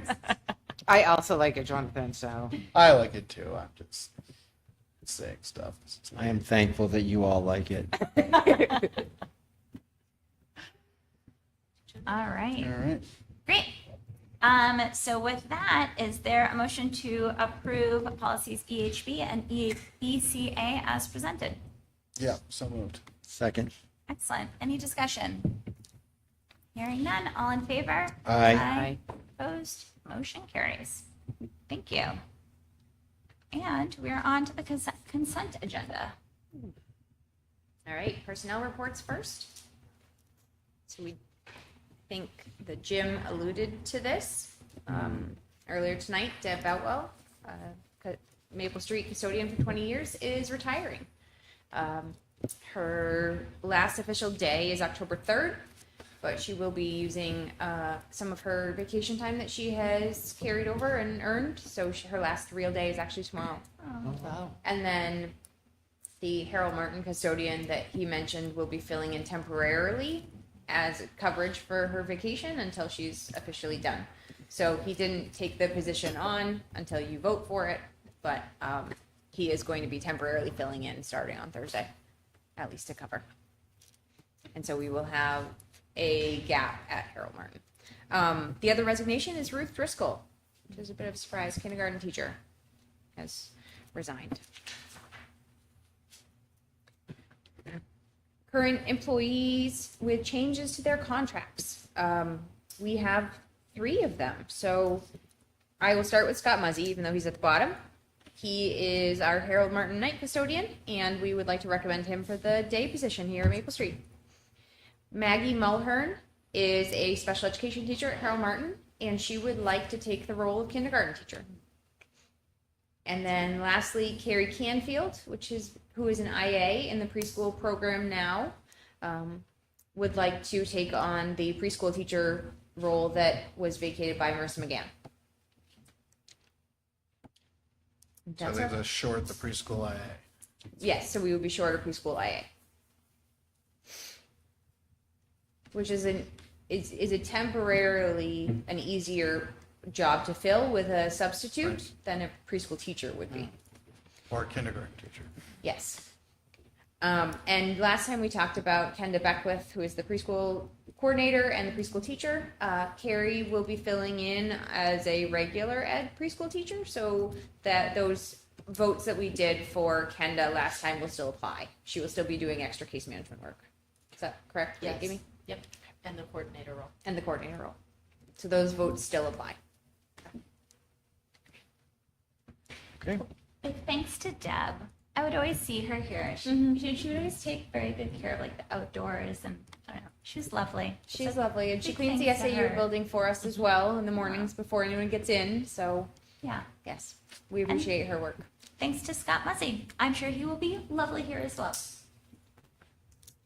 I think also thanks to everybody that just moved these parts around Yeah. to try Yeah. to Steph. Yeah. fill this hole. Right. I think that's remarkably well done.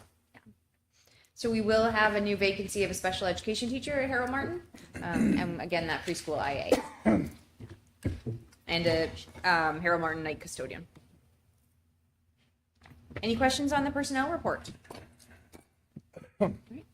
Donations next.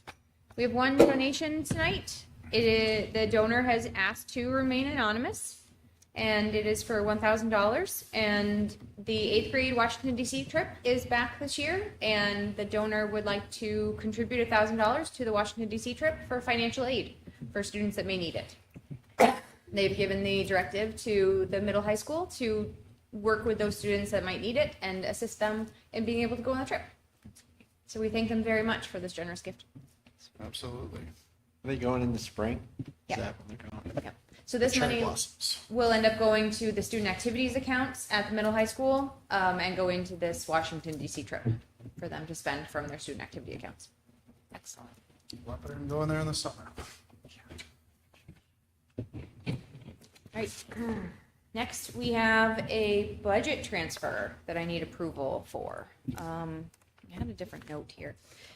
The budget transfer that's in your board support folder does actually have a little blurb right on it to explain to you why we're doing this. Jim mentioned that now we have new propane tanks that were just installed at Maple Street, and we have 2 new hot water heaters at the high school.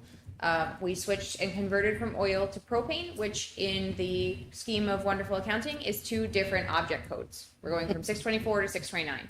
So I need to move the budget that was in for oil over to propane in order to pay these bills out of the proper expenditure line. Yes, please. So moved. Second. Great. So I need you, this is, there's 2 of them. They're called 208 and 209 are the budget transfers. So I need you to make a motion to approve 208 and 209. I Do you move need that 2 we separate approve. motions? Or can we do it? You can do it in one. Okay. Do you need 2? No. Okay. I think you can do it in one. Would you like to make One that motion? So I move that we approve the budget transfers as described. Great. 208, 209. Mm-hmm. Did you? Yeah, second. Wonderful. Any further discussion? There should be a quiz on, in 3 weeks, what 624 and 629 lines are. Yes, Line I'm gonna item. come back. Lord.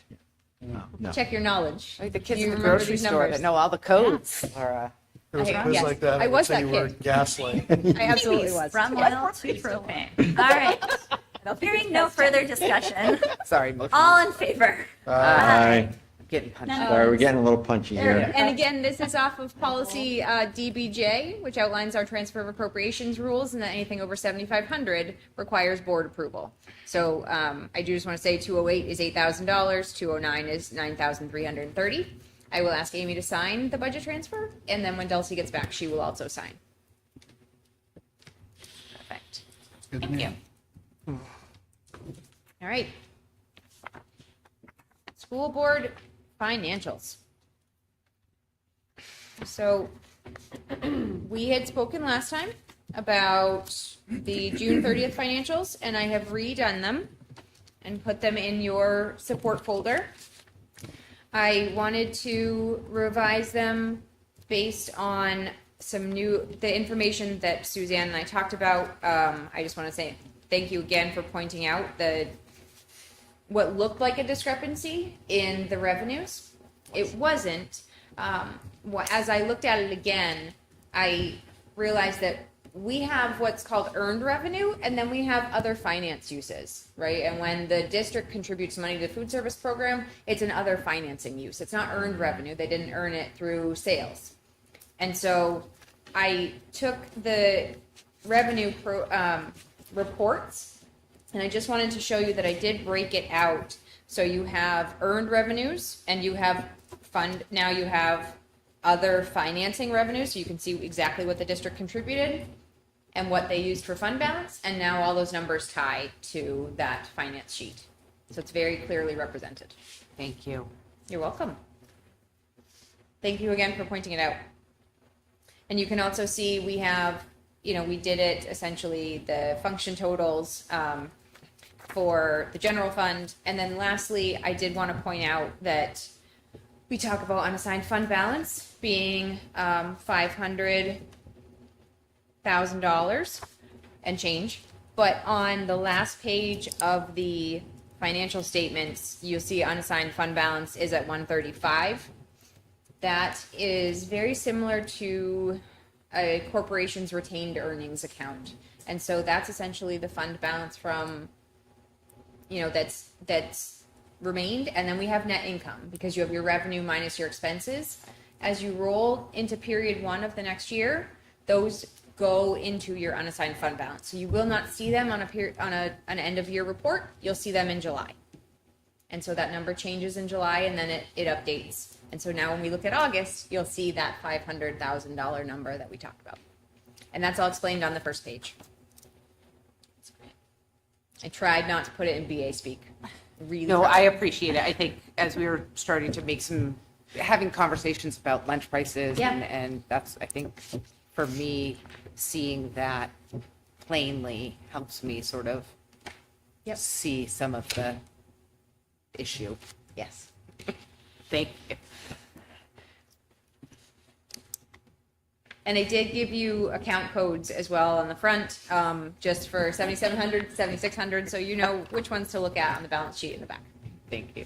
And again, all of our monthly financials get uploaded to the website within about a week after our meetings, once the school board has approved the consent agenda.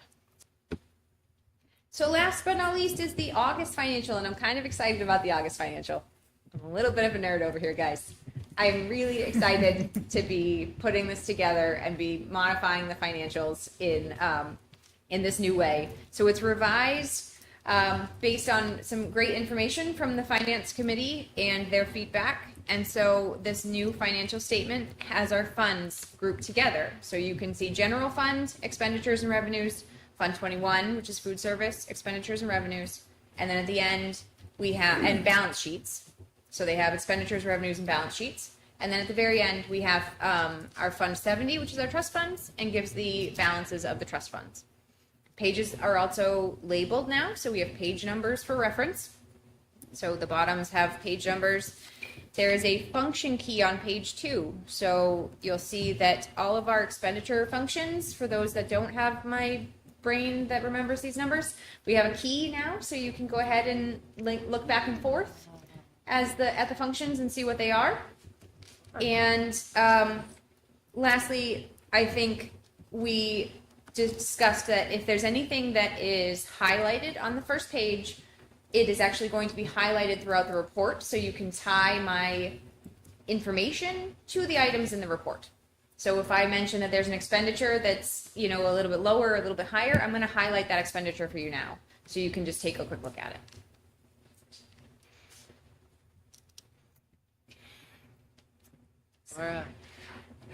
In the words of Mike Tim, that's all pretty saucy. That's all I have to say.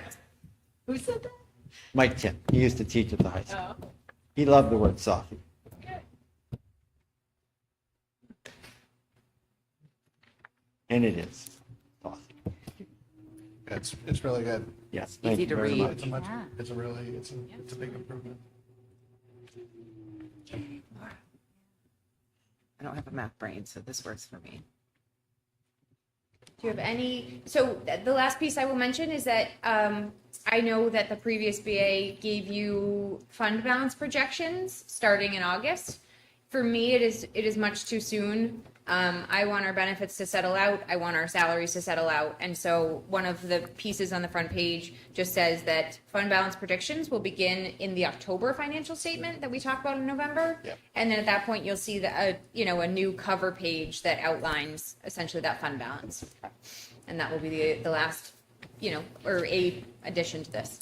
So as we move on, I might continue to modify it a little bit until we settle into a flow. I appreciate all feedback. And we also, Good and bad. we also talked about the quarterly financials. We did. Want to Yes. review Right, that doing it with everybody? And that those were, the quarterly financials that were run were straight out of the system and were very long and a bit cumbersome and not a useful projection or discussion. So we are not going to do those anymore. Right? They were 98 pages. Yeah. I'm good. This Just is great. better. Good. This good, that bad. Yes. Mm. Good. Yes. And one of the pieces on the balance sheet is certainly, some, as we look, say, let's look at page 6, right? We see all of our liabilities. So we see that the district has general fund due to other funds and general fund accounts payable. At our next finance meeting, we're going to talk a little bit about what all of those mean, why they're there, what they represent, so that we have a clear understanding of what exactly is represented on the balance sheet.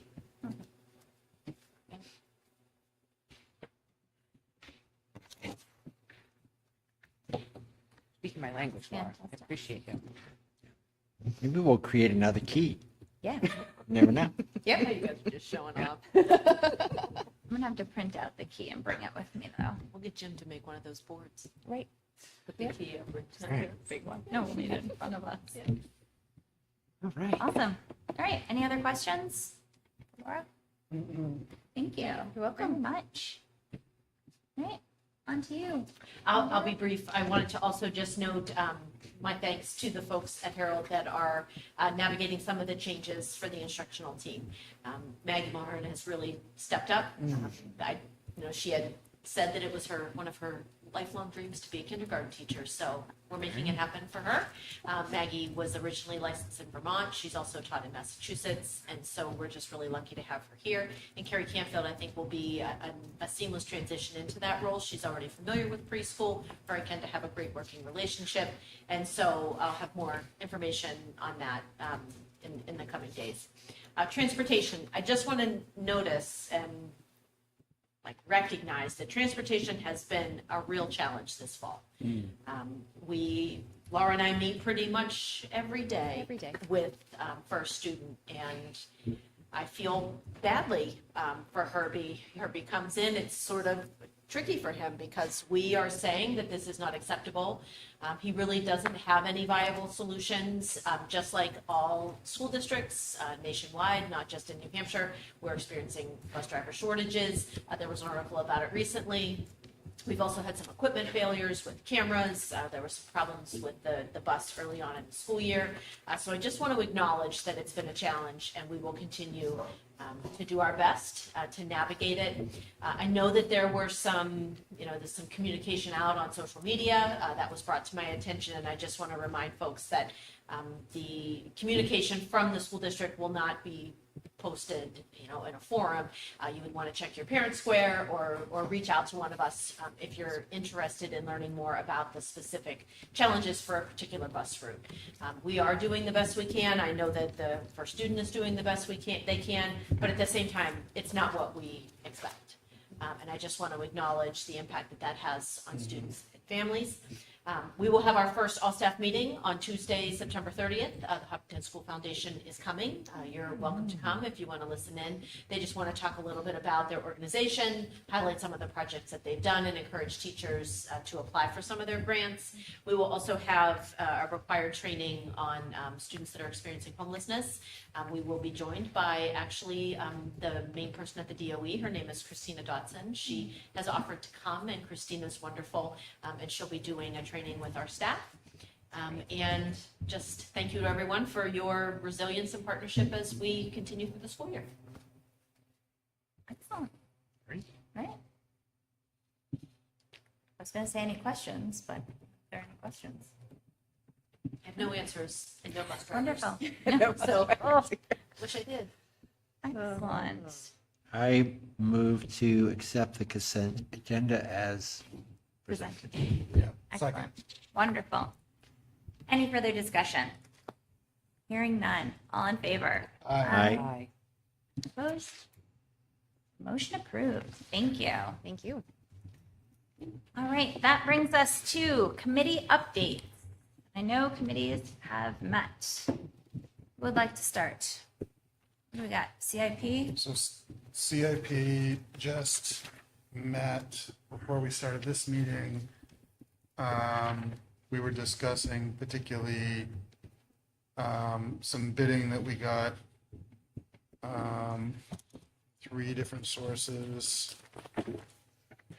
Ugh, my brain is a little. Eckert and Johnson, Bluen, Right. and KPMG. Yep, I was looking up for what it was for. No. What do you guys bid? It was What are for you the bidding air handler replacement, and Bluen was significantly higher. The other 2 were a bit closer, but I think we all feel that the Eckert and Johnson is probably the best way to go. It also happens to be the least of the 3 bids. Otherwise, did we have another CIP meeting before? In between, we didn't. Okay, so that's my update. Super. And what is it? I'm sorry. So the bid was 85,000, which is exactly what we had approved for this particular job. Oh, excellent. So it's on the nose, and it would allow us then to tackle the stairs in addition to with the money that we've approved. So that works well because those are much needed. Great. We did go through the public bid process with the public Right. bid openings. We have minutes and all of that, but we do need the board to approve Okay. to move forward. We need a vote to move forward with Okay. Eckert Johnson for this RAC1 project. Okay. So So- this is the formal recommendation from the committee. From the committee, yes. Okay. Um, And for which air handler is this? This is You the know, air handler at, I can pull it up here. The middle high school, Yeah. RAC1. yep, not RAC3. Computer lab. Right, yeah. I think it's a computer lab. So I would move that we accept the bid, or That we we move accept the to bid of Eckert Johnson and move forward. for with them. $85,000 for the Yeah. RAC1 air handler At Maple Street. at Maple Street School. And I'm going to second that. Perfect. Okay. Motion and second. Any discussion? And this was, sorry, I was just This was the pulling up. least of the 3 bids. So this was the least of the 3. You guys discussed it, and this was already on our CIP as well. Correct. Yes, Great. all of those. All right. Excellent. Thank you guys very much for doing that work. We have a vote, right? Do you have any other questions? No, we already Perfect. agreed to do We it. already Thank you tackled for that. doing the work. All right, hearing no other discussion, all in favor? Aye. Unopposed? Beautiful. Perfect. Yeah, I see it there. Nothing else for CIP? No. Budget? No, we meet coming soon. Finance, we had a meeting yesterday, 9:22. Started at 3:40. If you're curious, that'll be in the minutes. We talked about the budget transfer that you heard about tonight, the oil to propane. We talked about the financial schedule and the alignment with the budget committee. We basically talked about all the things that Laura already just talked about. And we reviewed the financial statements, went through the formatting, made a few suggestions, so on and so forth. And we are going to learn all about balance sheets and what those words actually mean at our next meeting. Also, at our next meeting, we're going to have a little bit of a discussion about sub-pay incentive structure and whether it's worth our while or not to create said structure.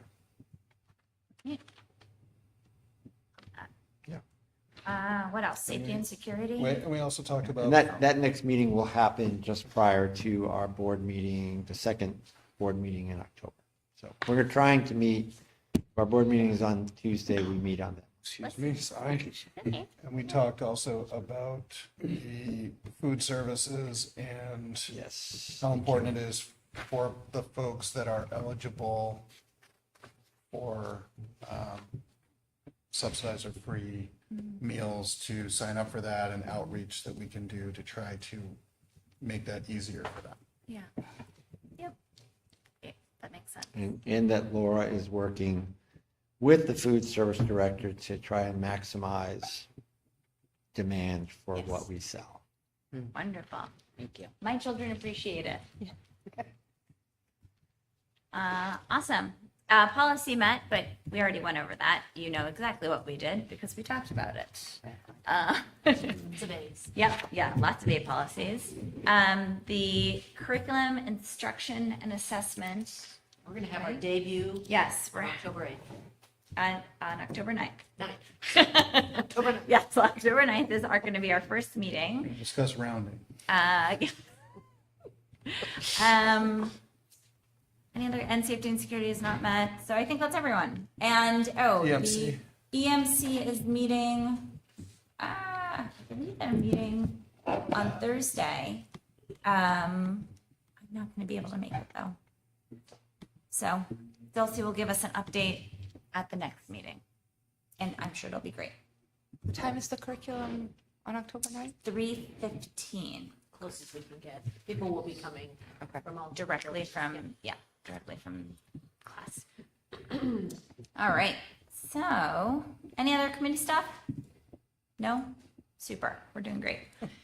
With that, we have come to our second public comment portion of the evening, and as a reminder, we can keep our comments to 3 minutes, and please state your name and address for the record. Do you have any comments tonight? No? Okay, great. I'll go ahead then and close public comment. Any old business, other business, anything else that we have not yet covered? The much-awaited opening of Cedar and Main will be on Friday. It's very exciting. Nothing to do with the school, but very much Everything to to do do with with the the school. community. I wonder how many kids we have I working quite there, enjoy that. actually. You have New some place former for lunch. students working That's there. true. Actually, we have a former student running it. Friday. Some of my former students are. On Thursday, like a soft opening. I do want to just mention, we talked about food service free and reduced. We have 3 ways of filing the applications, and families, their prior year applications go through September 30th. So they will expire on September 30th. So please, please, please get your new applications in. The main offices, food service, and the SAU are willing to help anybody that needs assistance in filling them out. And we do have an online version, a PDF version, or a paper version, whichever works best for you. And they are confidential, and we take that very seriously. And does that also, if you sign up for the free and reduced, that affects other grant information as well, It correct? does, yes. So our free and reduced numbers are used in the calculation of state aid, so adequacy aid. We get a certain amount of money additionally for every free and reduced student. We also get more money for Title I, depending on our free and reduced. Our entitlement grants they use that information. So it is certainly helpful to have. Even if your children are still going to have cold lunch, we do appreciate anybody filling out the application so that we can have those numbers to help with state aid. Yes. Yeah, and that's information. We don't know that information That is stuff. I don't know that information. Nope. So it is very confidential. I would like to add, though, that soon, if your student's lunch balance is negative, you will start to get notices from the school. And so if you are having a hard time providing lunch or paying that bill, if you could please reach out to the school so that we, don't continue to send you a bill over and over again. If you need some assistance, we can help you, file the recommended paperwork. But also, if you are able to pay, we're encouraging people to stay on top of that over the course of the school year. It's not great when a student is going through the line and they're negative, they have a negative balance, and so we're just hoping that, parents, families, community, you will, take those notices seriously and settle up if you're able. Also, Yeah. separate, I would just say a week from this Saturday, on October 4th, there is a kids' clothing sale at St. Andrews. Great. There's always a lot of good stuff. There's a lot of people working hard to organize. This is the clothing sale that used to happen at the end of School Street. Oh, okay. So some volunteers, including my wife, have taken that on, and there's a lot of good things to be had for cheap. So if you're looking to get some good clothes for your kids, head Those are on my down on the favorite. 4th. Awesome. Thanks. All right. Anything else? We're good. We do have a need for a non-public this evening, unfortunately. And then after that, we will be coming out of non-public. We will not be conducting any further business, and we will be closing the meeting. So is there a motion to go into a non-public under RSA 91A:32 for L legal and C reputation? I'll make the motion without the citation. Great. Is there a second? Second. Wonderful. Roll call. Rob? Yes. Jonathan? Yes. Suzanne? Yes. I'm a yes.